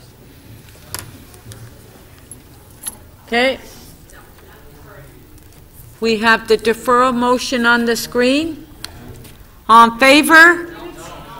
Recorded. What is this? It's a no. Which one is this? Recorded vote, please. Recorded vote.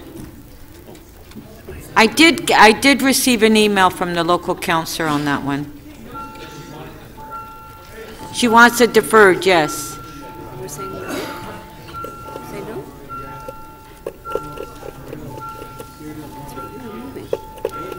Councillor DiCiano, you have your name there. Is that on a question on this one? Nope, sorry, that's an accident. Pardon? That's an accident, Madam Speaker. Oh. Madam Speaker, my mic is still on.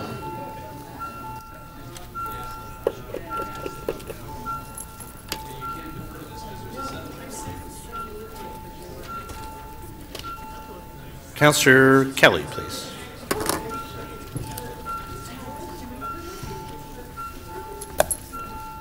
Councillor Kelly, please.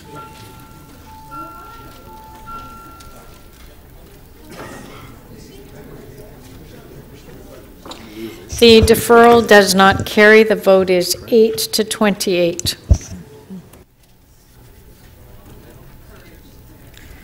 Okay, do we have, well, I don't know, maybe there's questions on the item. So the deferral, is there? To vote on the item. Okay, recorded vote on the item.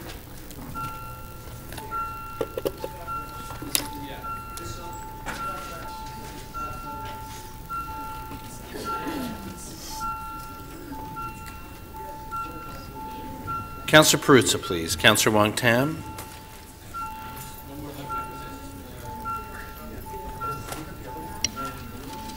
Councillor DiCiano, please.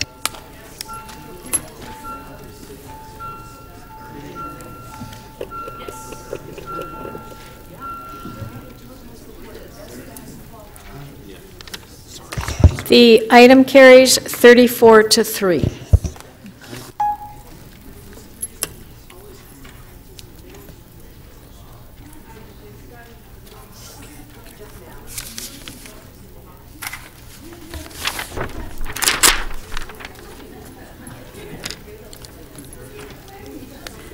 Page 7, CC 36.14, revised free-floating car share pilot.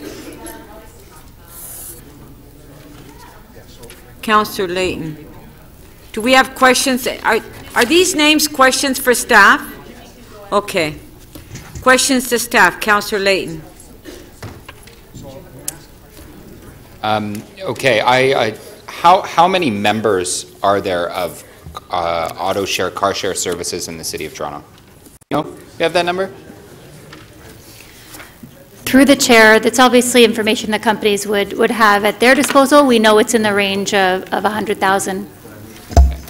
100,000 residents of Toronto are members of one of these kind of companies. Through the speaker, yes. Can I just ask, there's been some discussion, and I know that you have some maps that you might, or that have been circulating.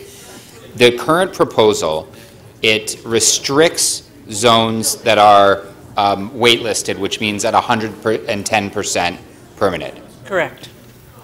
And that would represent how much of the area?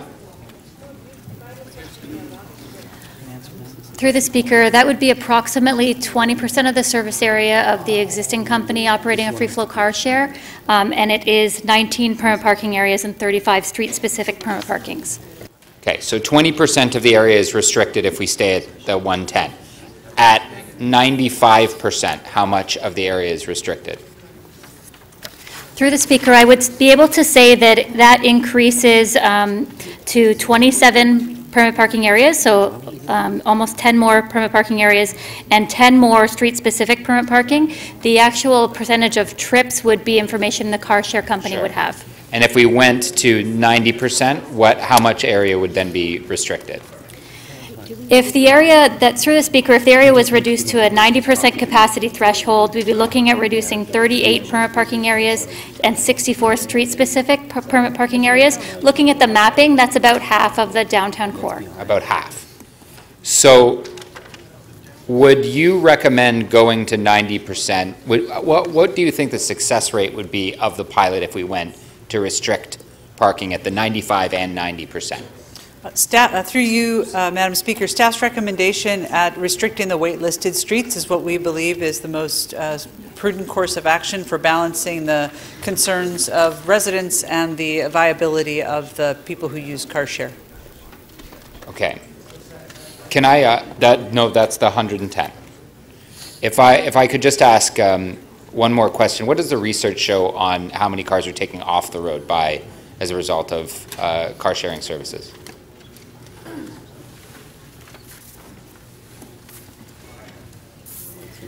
Through the speaker, at a study in Vancouver in 2014, car sharing services reduced the household vehicle ownership by 36%.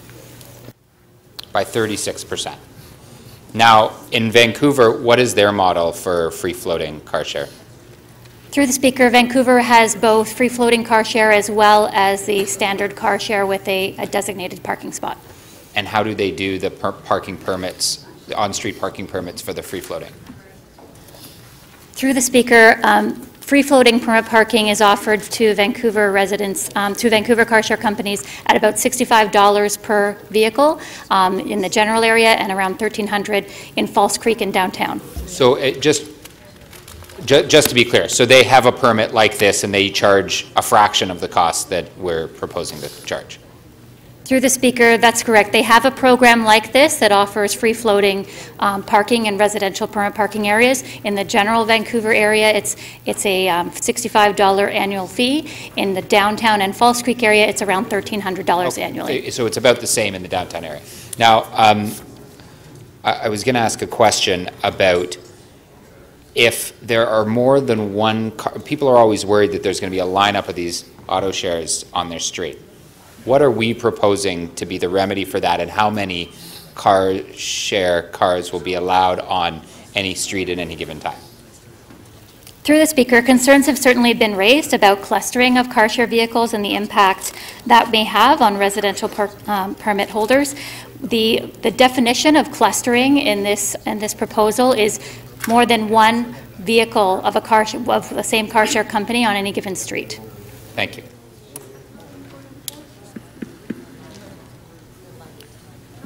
Is that your last question, Councillor Layton? Yes, thank you. Okay, thank you. Councillor Fragadakis. Thanks, Madam Deputy.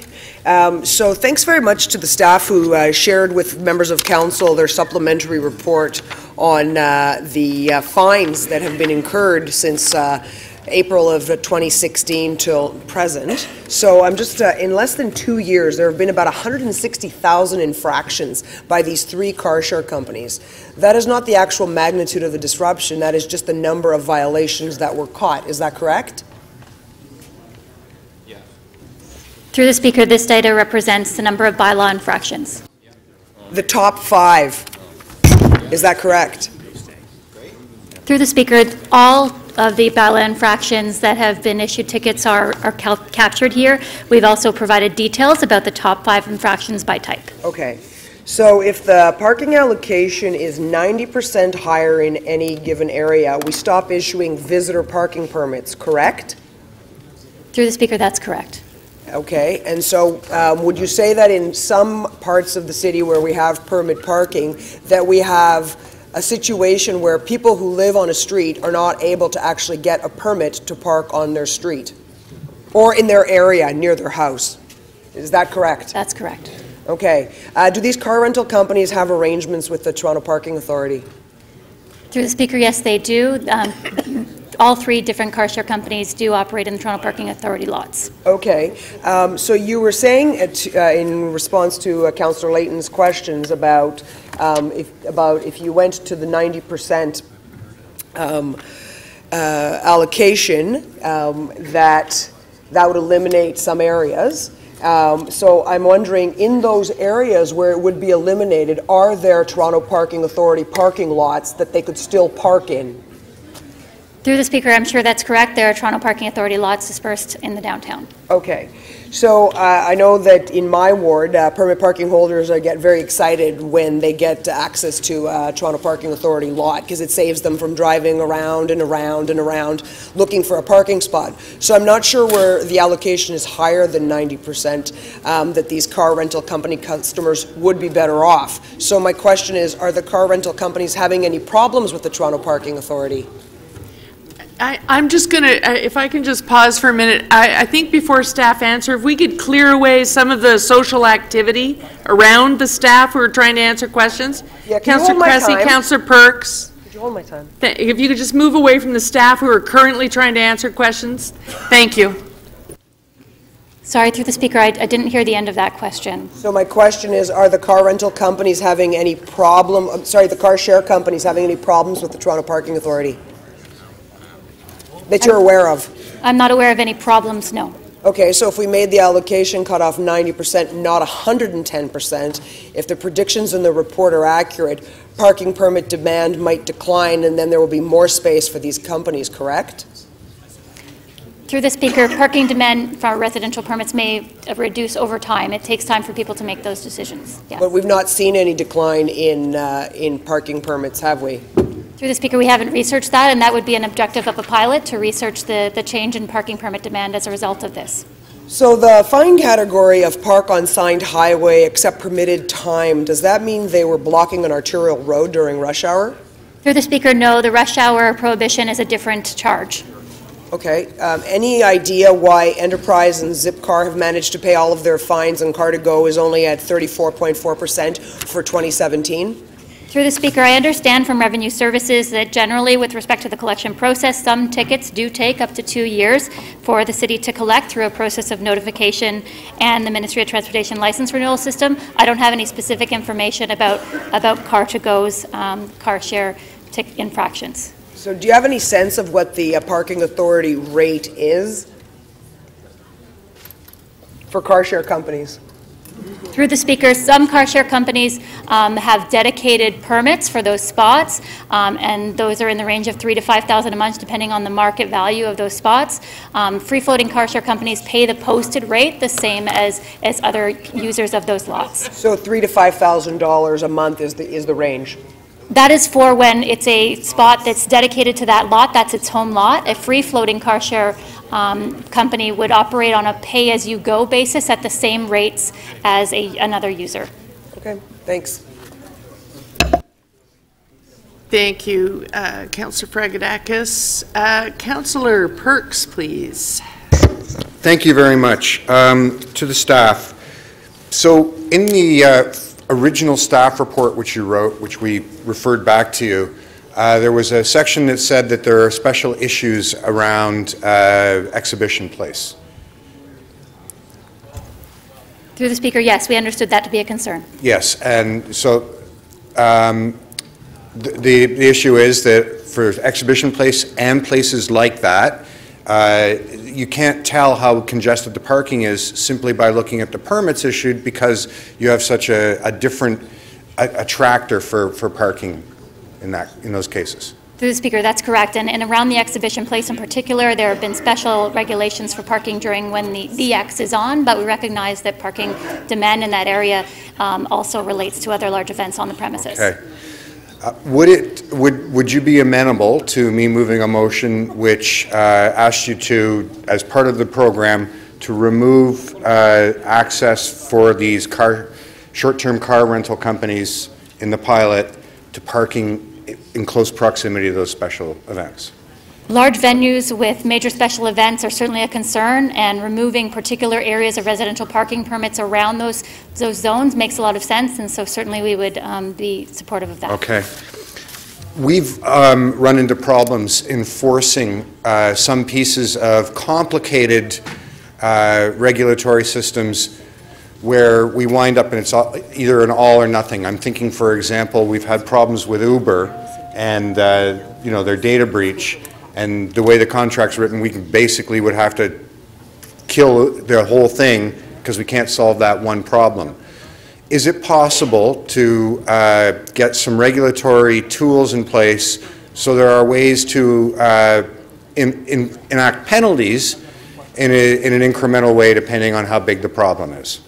Through the Speaker, yes. The report does talk about enforcement of parking regulations in the terms of the pilot, indicating that in the case of noncompliance, the general manager would issue a warning letter, and that depending on the nature of the noncompliance, additional enforcement could be done in terms of terminating some or all of the free-floating car share permits. And there's language for the recommended amendments, the municipal code, that speaks specifically to the terms of termination. Would it be helpful to direct you to do some more thorough criteria around that before the pilot begins? I'm not suggesting deferring anything else about the work, but to direct you or the general manager to do some more thorough work on that. Through the Speaker, it would be helpful to have some set guidelines that the general manager would refer to in exercising power on the exercising discretion on the termination clauses that are written in the municipal code amendments. Thank you very much. Thank you, Councillor Perks. Is Councillor Davis? Thank you. So are these car share, why do we call them car share? They're not shared cars. These are rental cars, right? Through the industry does refer to it as car share. But it's short-term rentals, the same thing. Okay. Will the short-term rentals apply in Scarborough and Etobicoke and North York? Through the Speaker, the changes proposed within this pilot would enable short-term car rentals or car share vehicles to park on streets that currently have permit parking, right, free floating, as well as exempt from the 3-hour parking limit and other streets. Okay, so in other words, it's only Toronto and East York that are going to see these free floating car rentals. Through the Speaker, in general. Through the Speaker, the changes that are recommended here allow exemption beyond the 3-hour limit on non-permit parking streets. So that is proposed. So that's outside of Toronto East York District. The service area for car share companies tends to be in a downtown area. So they set their service area in what their home area is. Okay, now I totally do not understand. I thought I understood. So non-3-hour parking areas outside of Toronto and East York are eligible. Through the Speaker, yes, car share vehicles would be permitted to park in currently regulated 3-hour parking maximum zones. So they will be allowed outside of the Toronto and East York permit parking areas? Yes, that's the case, Speaker. Okay, so it's just not where there's permit parking. So we will see this in other areas of the city. Okay. What I don't understand, we are proposing to provide a tiered fee based on whether or not it impacts existing parking. Is that correct? Through the speaker, yes, there's an existing car share fee within the fees and charges bylaw.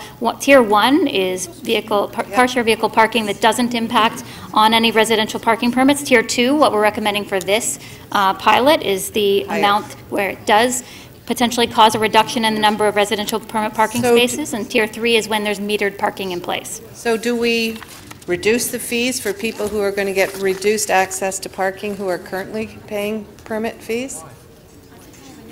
Through the speaker, we're not proposing any reduction to permit parking fees across the board. We would propose to... So they would simply get less service because now there will be access to many more cars.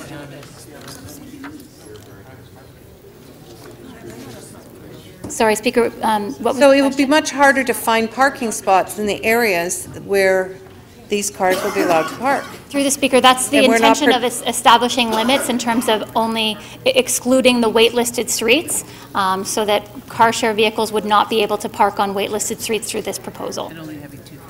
Even those streets that are at 95%, it's very difficult, particularly in the winter, for many, many people to find parking spots. So if we allow it in those areas, they will experience an even harder time finding parking.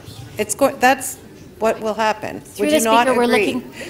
Through the speaker, we're looking to understand what the impacts on residential parking permit holders would be through this pilot, and potentially changing the terms of which streets would be included within the pilot after the terms of the pilot. If it does deem successful, but there are some impacts that are undue, then reducing the streets could be something that we would recommend within a year's time. I just think at waitlisted only is going to cause huge trouble. So the fines that were collected in the last year, I've added up to $3.6 million we collected in fines from Car2Go, Enterprise, and Zipcar. Why wouldn't we just keep fining them and collect more revenue this way? That's 3 times more than we're going to get from the fees. Through the speaker, the Enterprise and Zipcar Canada models run on a dedicated space model, so we've included them for comparison, but their operating practices would stay primarily the same unless they shifted to a free-floating model.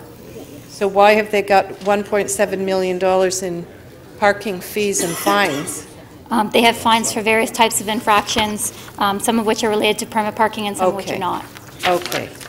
So I cannot find the map that shows the 90... Councillor Davis, that was your last question. I want to ask, is there a map that shows the percentage by every ward? Councillor Davis, that was your last question. Can you not provide that to us?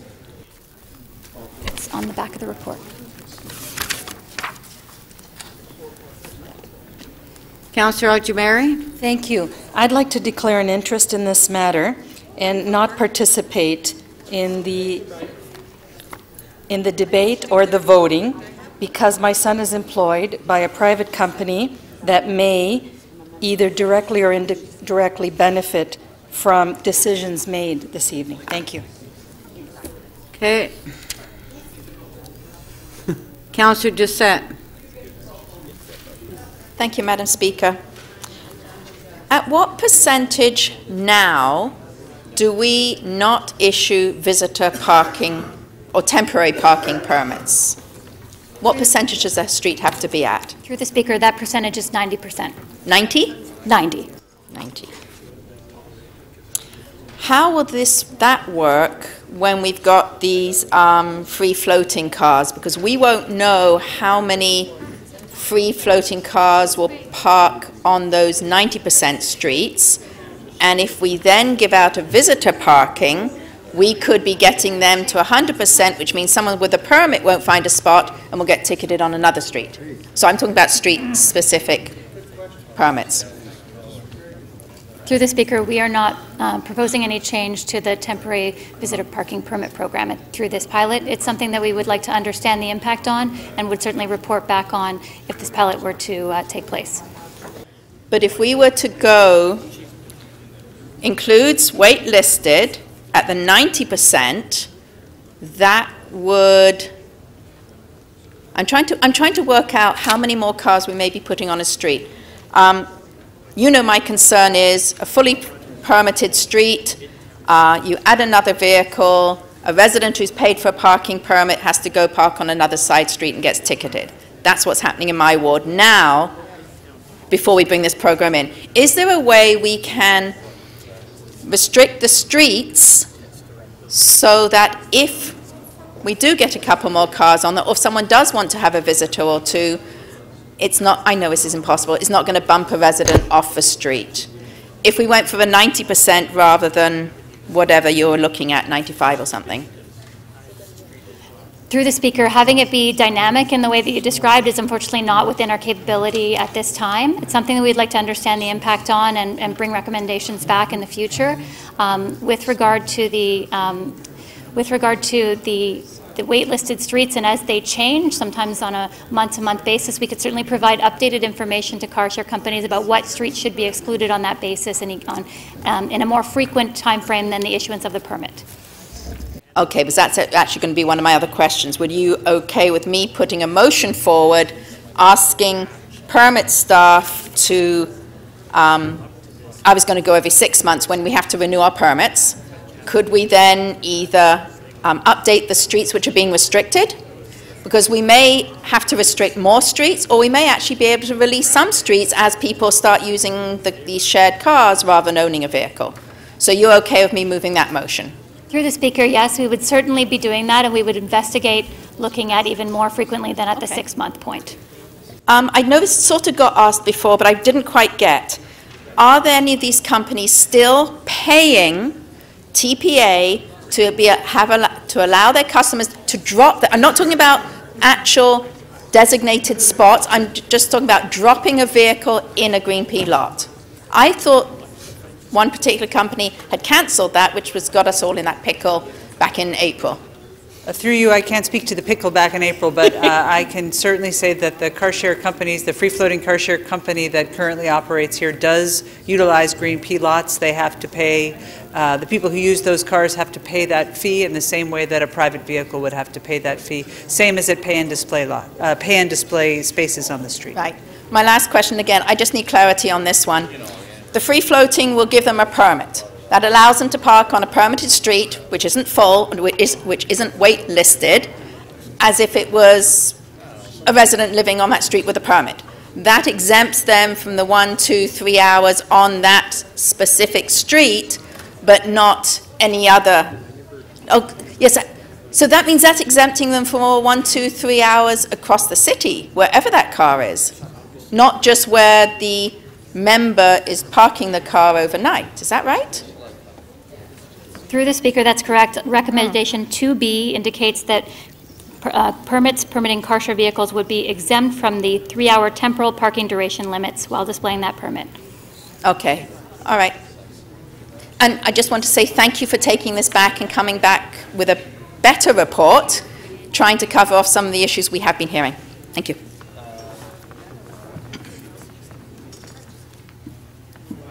Thank you.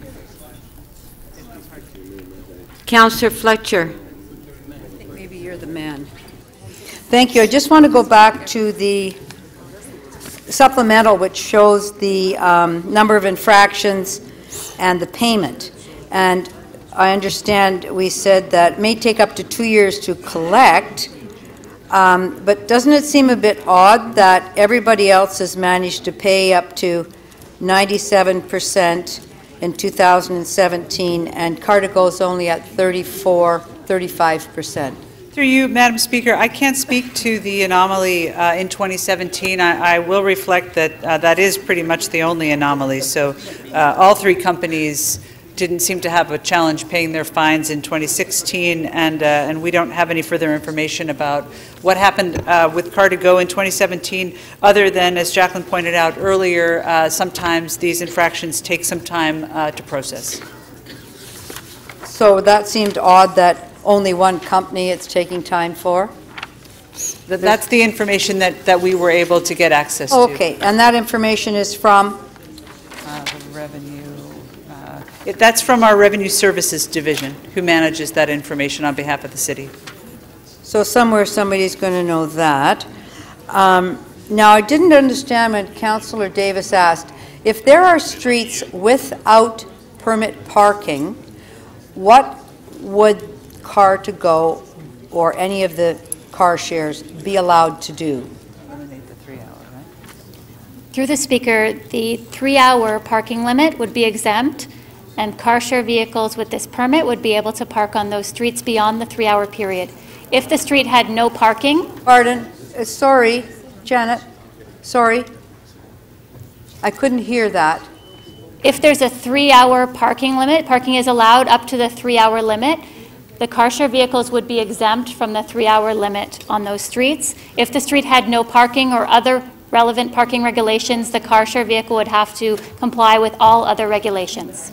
So if there's a street that, we have a number of streets that don't have permit parking, so, and there's a 3-hour limit there. And there's a 3-hour limit during the day in permit parking when it's not covered by the permit. So they do basically have a permit there.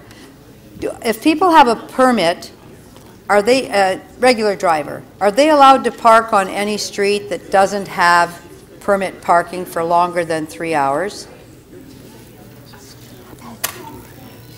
Through the speaker, you're asking if a driver without a car share car-to-go would vehicle... come with their permit and they could park there. Let's say it was me with my permit. Would I be able to also park on that street and not be subject to a 3-hour limit as long as I had a permit? No, you would not. So do you think residents might find that a little unfair?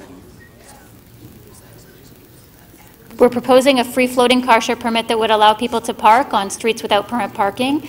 We would report back on the results of that in a year's time. So could we allow people with permits to park on streets that don't have permit parking, as well as allowing, basically, if you have a permit, you can park anywhere. The Through same the speaker, thing. we're not recommending that. But we could. If we give that to car share, we could give that to residents. Council could choose to make that decision.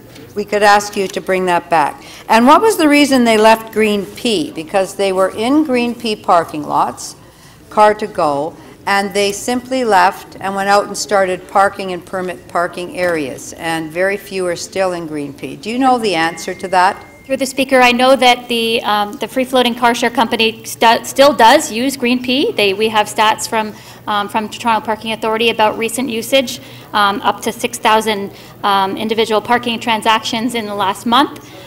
There are 15 lots that Car2Go has home base for car-to-go vehicles, and 20 private lots as well. You can't tell me what the change in usage was from when that was exclusively where you could pick up the car until today. You don't have that stat. I don't have that stat. Okay. I do know that they you don't have that use stat. PPA lots. And what about up in North York or anywhere where there's no permit parking? Does that mean they can take their permit and park on those streets?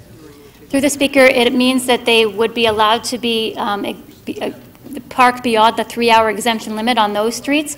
The existing car-to-go service area does not extend to that area currently.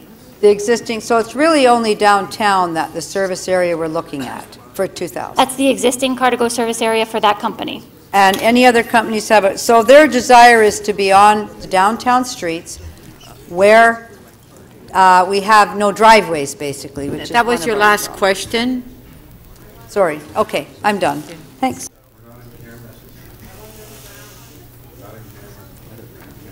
Deputy Mayor Minnan-Wong. Yes, I'm mildly confused by this, so I have a few questions. So in my ward, there's no permit parking.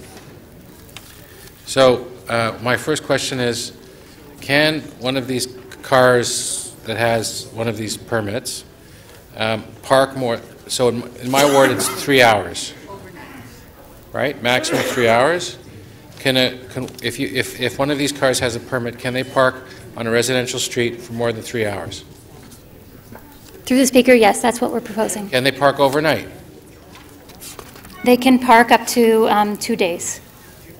So what am I supposed to say to all of my residents, none of whom can park on their own streets, that somebody else can park on their own streets because they have this special permit? It might be those residents out there too. Well, no, I want to know what the answer is. Well, through the speaker, I don't know what you would tell your residents. Neither do I. That's why I'm asking you. So the proposal that we came back with was to look at where we could identify locations for use by Car2Go, which is there's demand, and for other car share companies who are interested in a free-floating model, there is demand for that. They have a lot of people in the city who use that service as part of sort of rounding out their transportation trip, and so we've looked at that, and we've looked at what was of particular concern, and actually is a particularly different model than many other cities who have free-floating car share right now, where they typically have the ability to park wherever parking is allowed. In this city, because of our permit parking regulations that are quite specific and quite restrictive, they don't get to utilize those spaces, and so we looked at sort of the first tier, which is those waitlisted streets. There certainly is more demand outside of the service area, and that's why we put forward the removal of the 3-hour limit through this permit.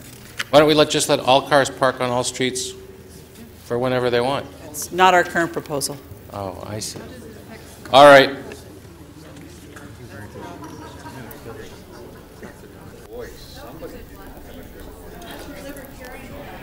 Councillor Holliday. Thank you, Speaker. Through you to the General Manager and her staff, I think that the notion of parking on streets that is not currently under the permit parking program is a bit contentious. If I intended to place a motion to withdraw that particular component, can someone point me to the exact section of the report or the amendment to the municipal code chapter that I would have to address in my motion? You don't have to do that right now, but if somebody could come over and see me so that I could prepare a motion to the contrary. But I want to just visit the 90%. Can somebody provide me the policy rationale behind the idea that we stop taking requests for temporary permits when the subscription rate hits the 90% ceiling? Why would we choose 90?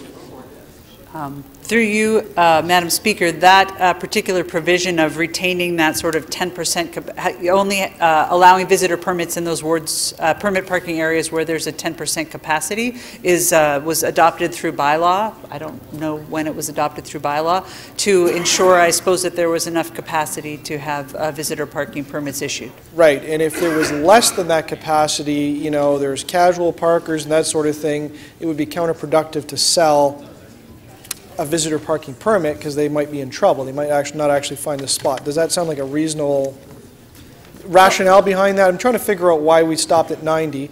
And to further point out, to reveal the question, why are we proposing something different than 90 for the car share program if there's some rationale on why we would use the 90 threshold? I think that we would and could certainly revisit that in terms of the permit parking streets. When that was adopted, and I don't know what year that threshold was adopted, there was not the similar demand with regard to free-floating car share that we're looking at today, and so we've made our determination about what streets we should exempt, trying to really exempt the smallest number through those waitlisted streets where we absolutely knew that there was no capacity there, and wanted to utilize the pilot in order to determine if the waitlisted streets was the appropriate threshold. So help me understand, it's a bit finicky and dynamic figuring out the subscription level of the various parking areas, the streets and the zones.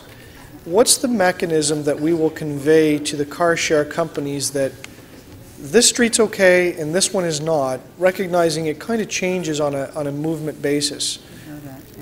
So there's that component, and then the second component is how do we enforce that? How the car share companies would communicate with their members about where they can and can't park. Through the Speaker, this is a part of the technology, the way that car share operates, where a user would start and end their trip using an app. They would not be able to park a car and have it be closed from their account unless the app says that they're parking in a legal location to do so. So streets that would be waitlisted or otherwise excluded from the pilot area, the user would be physically unable to close their trip on those streets. What if the user took the cell phone out of the car or whatever it is, stood in the right place and dumped the car wherever they want it? Like, are there any ways they can trick it? And then the second half is how does our parking enforcement people know that the right thing was done? and that they haven't slipped that car and moved it somehow onto a street that it is prohibited because of the subscription level, and, you know, then prompt to give them a ticket. Through the speaker, the car and your phone app are equipped with GPS that indicate where it is, and the restrictions around where you can close the trip are governed by that. Okay. And through you, if you can't close the trip, then you continue to pay. Okay, so you're very confident, though, that the technology will prohibit, one way or another, from somebody dumping a car on the street that we know has got a high subscription level? Through the speaker, yes. Okay. I think that's all my questions. And one last thing is that strike you as anomalous that one of the particular car companies in 2017 is a very, very low payment threshold, and would you be prepared to get involved in trying to help fix that? Through you, I think we don't really have an explanation for why that one is less compliant than the others. We will continue to work with Revenue Services to look to see whether it's a staggered issue or some other issue. You have a good bridge with Revenue Services to keep an eye on these numbers? We certainly can engage with them on what that would look like, absolutely. Thank you.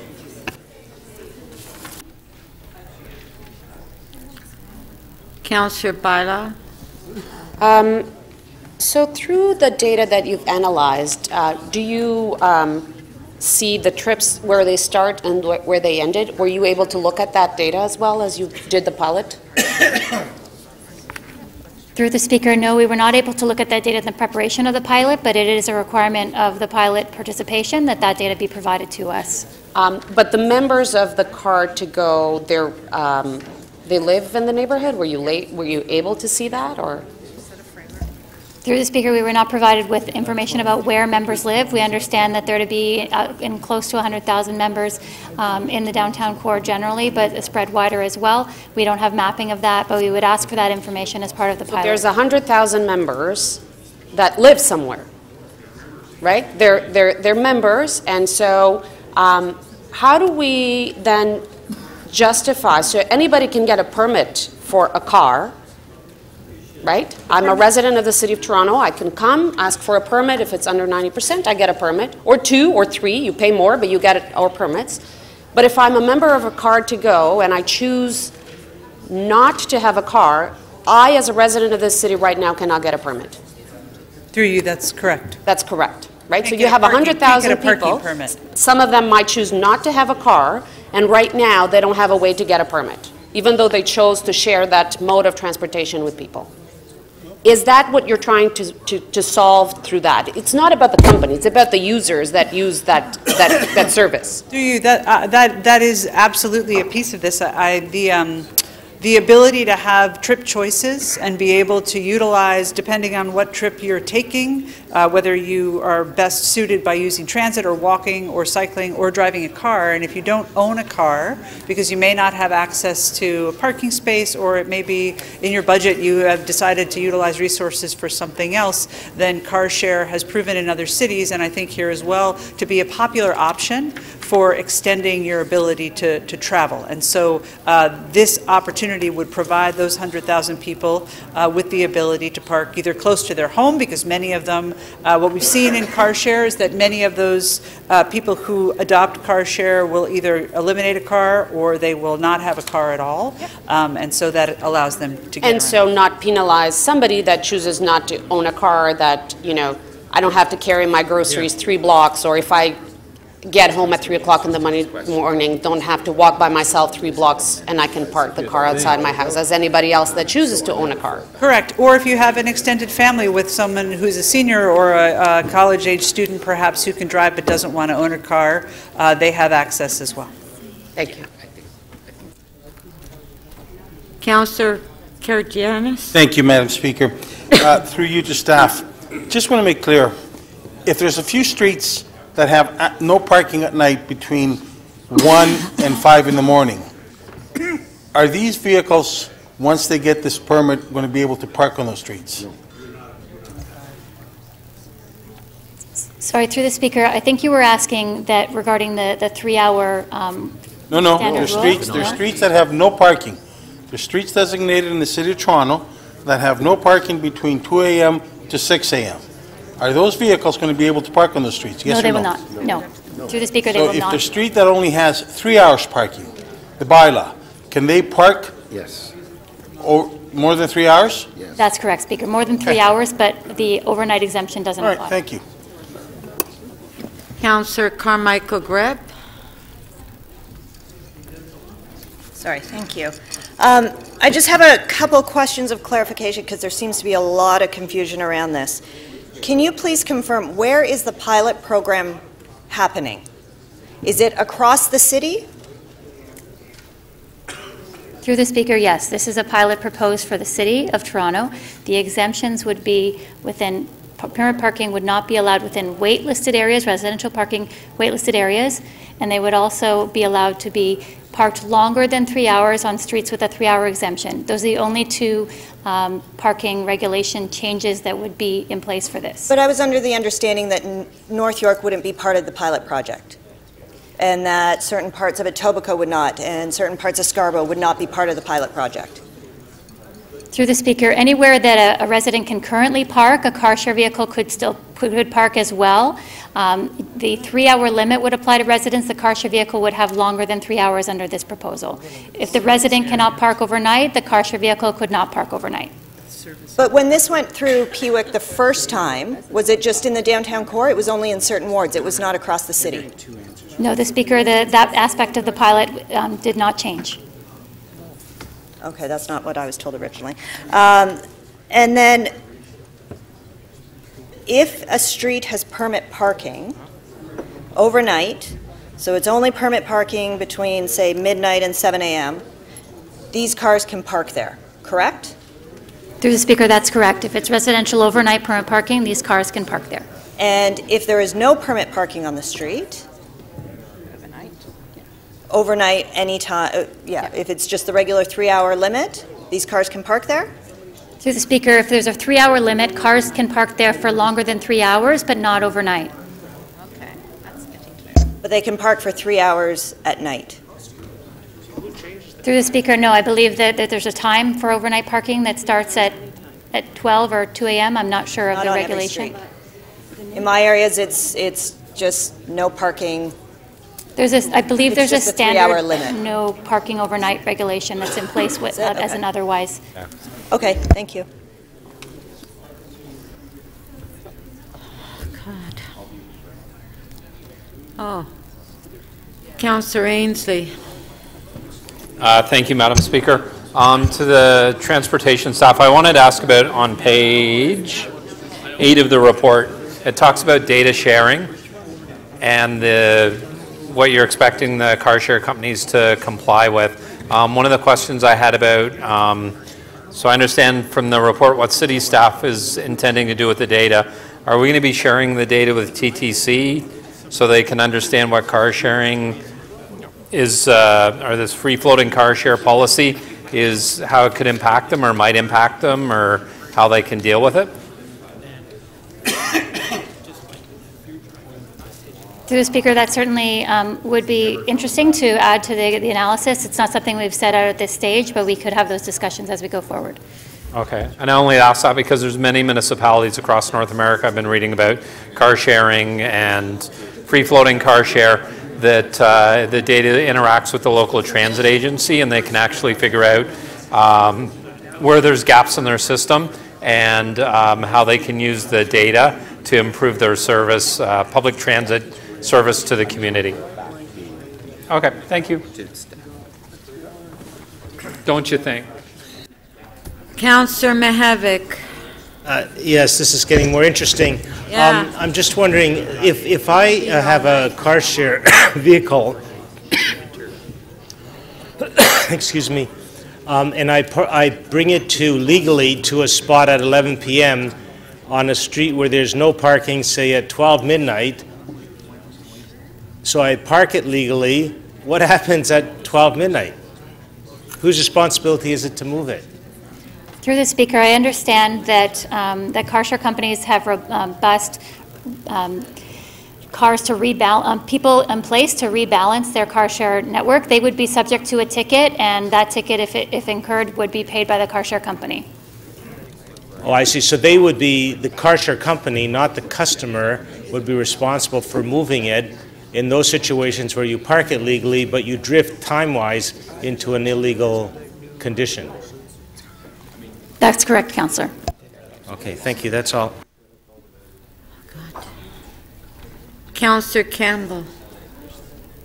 Thank you, Madam Speaker. My question is for the legal department. If a car share car is parked on a residential street where only 3-hour parking is permitted, they will be able to park without any consequence. People living in the neighborhood will have to bear a consequence by parking for over 3 hours in the form of a ticket.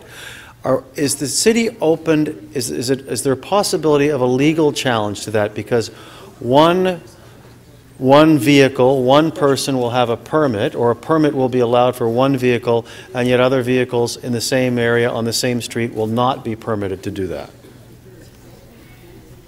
Through you, Madam Speaker, the law does prohibit municipalities from discriminating on certain grounds, but that is not one of the grounds. And in fact, the City of Toronto Act permits the municipality to discriminate for other reasons as it sees fit. So I don't see this particular differential treatment as being a problem. Can you cite an example where there are two sets of rules?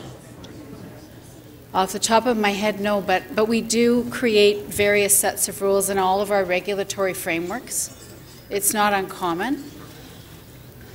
So, to the Transportation Department, I don't know, has this been investigated from a legal standpoint, whether or not this is permissible to have two sets of rules for different vehicles? Through the Speaker, no, we didn't look at that issue. You have a rental car versus a car share, two different rules. Okay, and okay, so we don't know is the answer. Okay. Councillor Burnside. Thank you. Through you, back to legal. Councillor Campbell said we don't know, but I think you said we do know. And the way I would look at it, and I'm not a legal mind, but it's essentially a floating permit. People have permitted streets, and they get treated one way, and if you don't have a permit and you're on a permitted street, you get treated a different way. So is this not kind of like a $1,500 floating permit?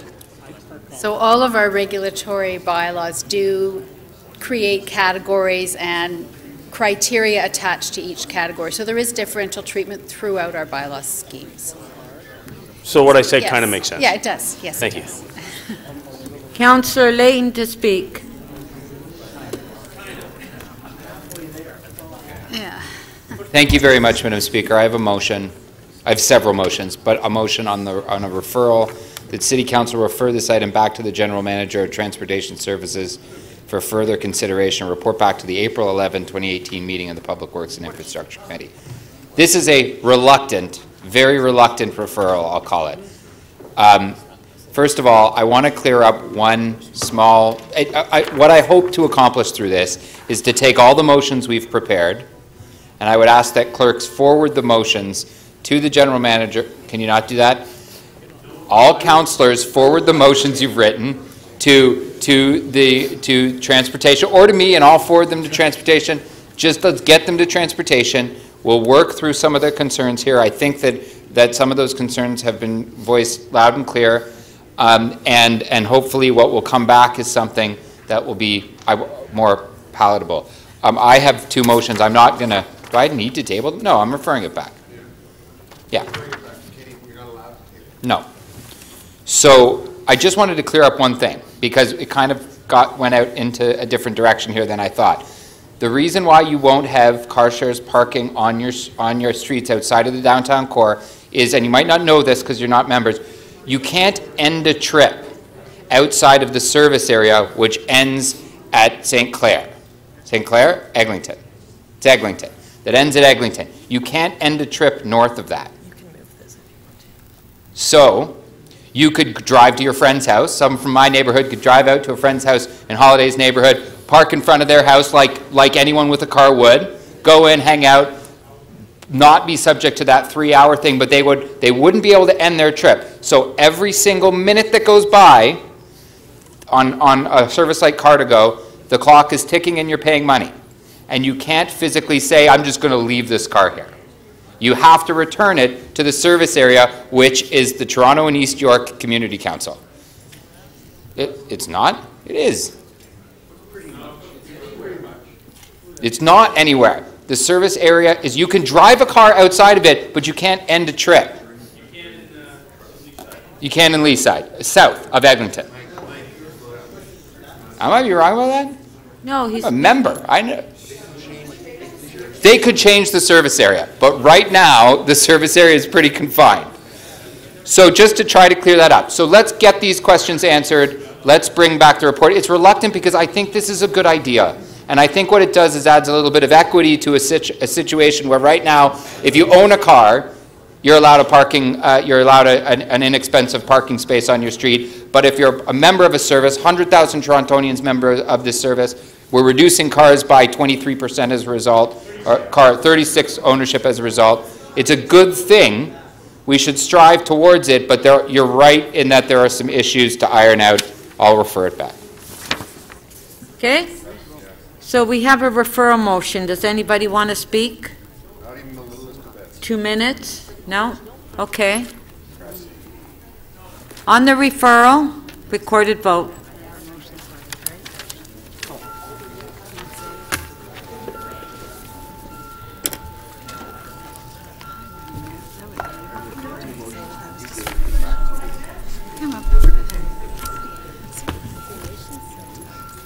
Councillor Peruzza, please. Yeah, we do. Yes, I just want to.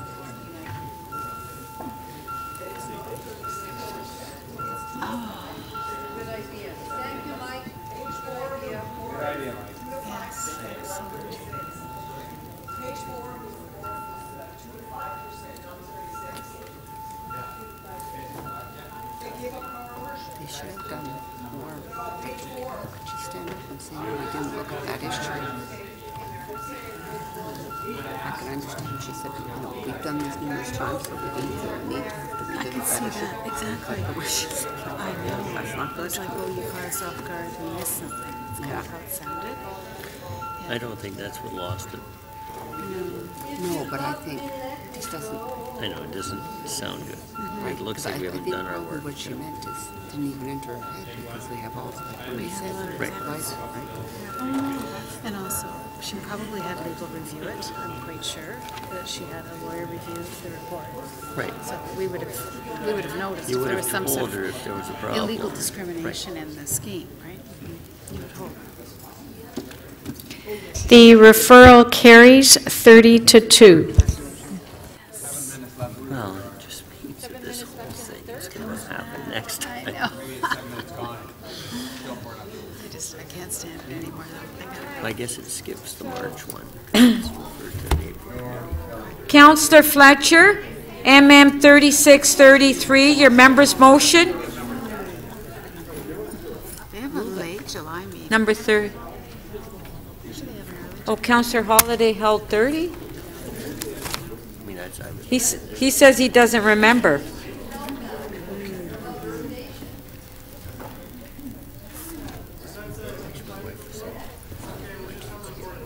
Okay, recorded vote on number 30. Yes, that's right.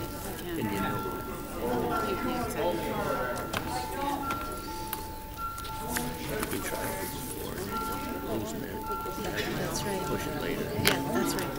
Better just try. Councillor Karygiannis, please. Councillor Shiner, please. Councillor McMahon, Councillor Wong Tam, Councillor Layton, please. Councillor Bailao, Councillor Perks. Councillor Ainsley, please.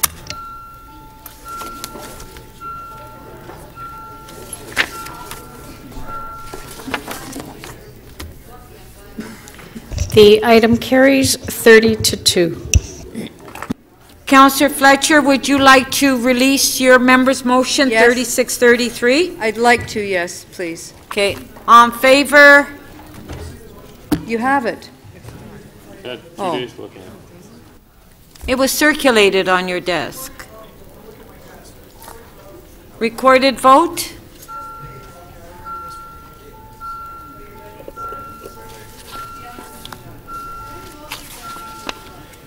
Councillor Perruzza, Councillor McMahon, Councillor Wong-Tam, Councillor Matlow, and Councillor Davis, please. Councillor Shiner.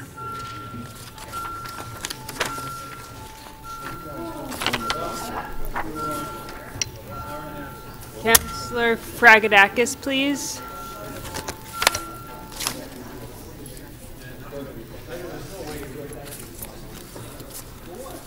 The item carries unanimously, 34 in favor. Okay, Councillor Fletcher on MM 3634. Thank you, I'm moving that. Okay, on favor? Carried. Thank you. Oh, my God. Can you turn my mic off, please? Yes. Thank you. MM 3635, Councillor Shiner.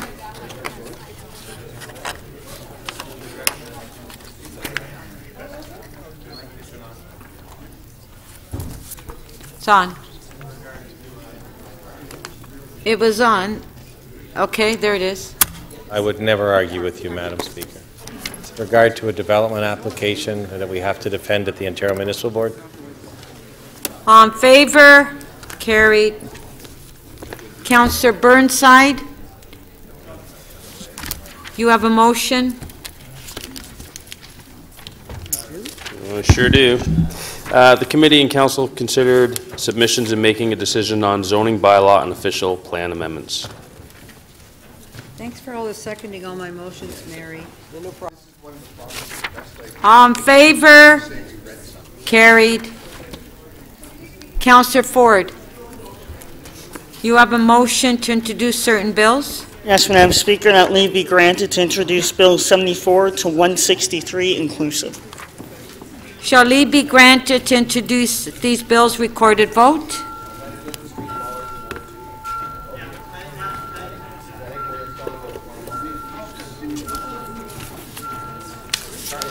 Councillor Perks, please. Councillor Matlow, Councillor Davis, Councillor Layton, Councillor Wong-Tam, Councillor Pasternak, please. Councillor Perruzza.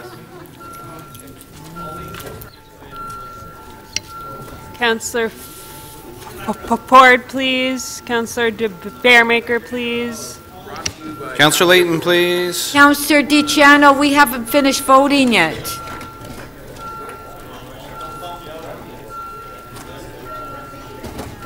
Councillor Fletcher, please.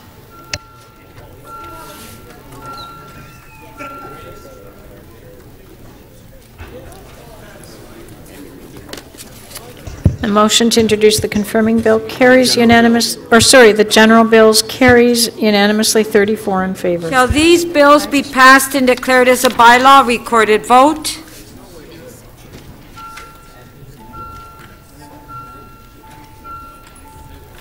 Councillor Perruzza, Councillor McMahon, Councillor Wong-Tam, Councillor Davis, Councillor Matlow, Councillor Shiner. Councillor Ainsley, Councillor Campbell.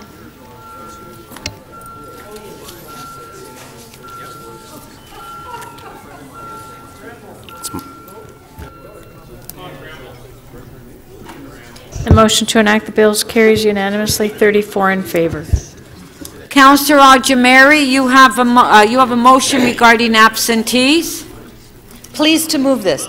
That City Council excuse the absence of Councillor George Mamalidi and Councillor Jay Robinson from the January 31st and February 1st, 2018 City Council meeting.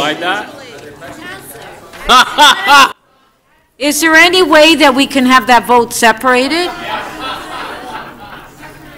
All those in favor, recorded vote? Oh, sorry, Councillor McMahon. Yes, I'm asking if they could be separated. Oh, I was just joking. No, I'm not. I'm not. Screw him. If we could separate them, we've done it in the past. We have. Who's that? Okay. I want it So we'll separated. have to separate it. So who's first? We're allowed to split. We've done it. We Councillor but I was just moving that as a joke. I didn't think you were serious. Okay, Councillor Mammoliti, to excuse Councillor Mammoliti, recorded vote.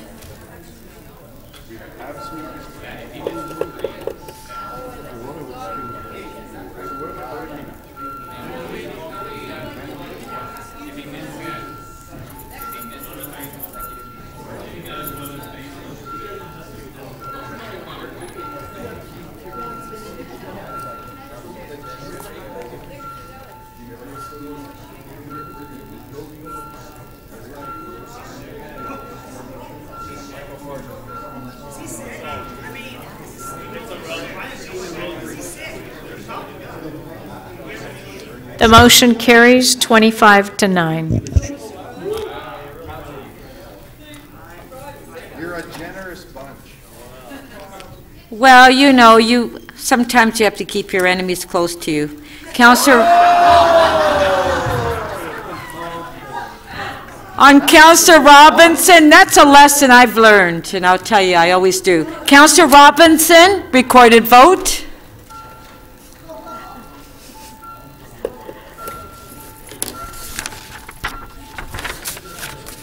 Councillor Wong-Tam, please. Councillor Mihevc, please.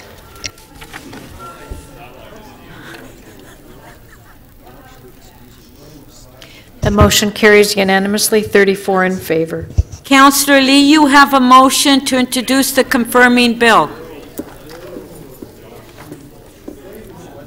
Yes, thank you, Madam Speaker. That leave be granted to introduce a bill to confirm to the point of introduction of this motion the proceeding of City Council meeting 36 on January 31st and February 1st, 2018. Shall leave be granted to introduce this bill, recorded vote? Okay, we just have one more vote after this, then you can go.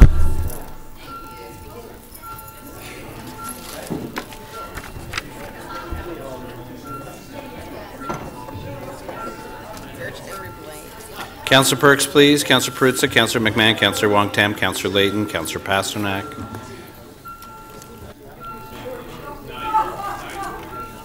Councillor Layton, thank you. Councillor Wong-Tam, thank you.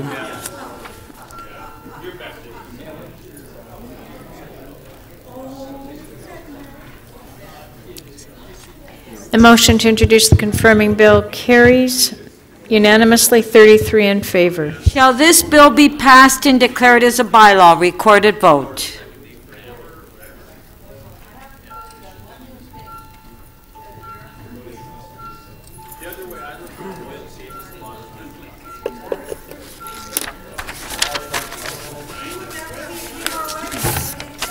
Councillor Perruzza, Councillor Wong-Tam, Councillor Layton, Councillor Davis, Councillor Perks, Councillor Karygiannis, please.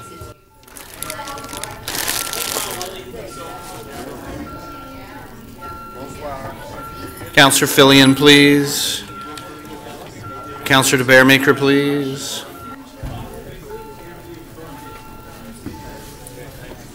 The motion to enact the confirming bill carries unanimously, 34 in favor.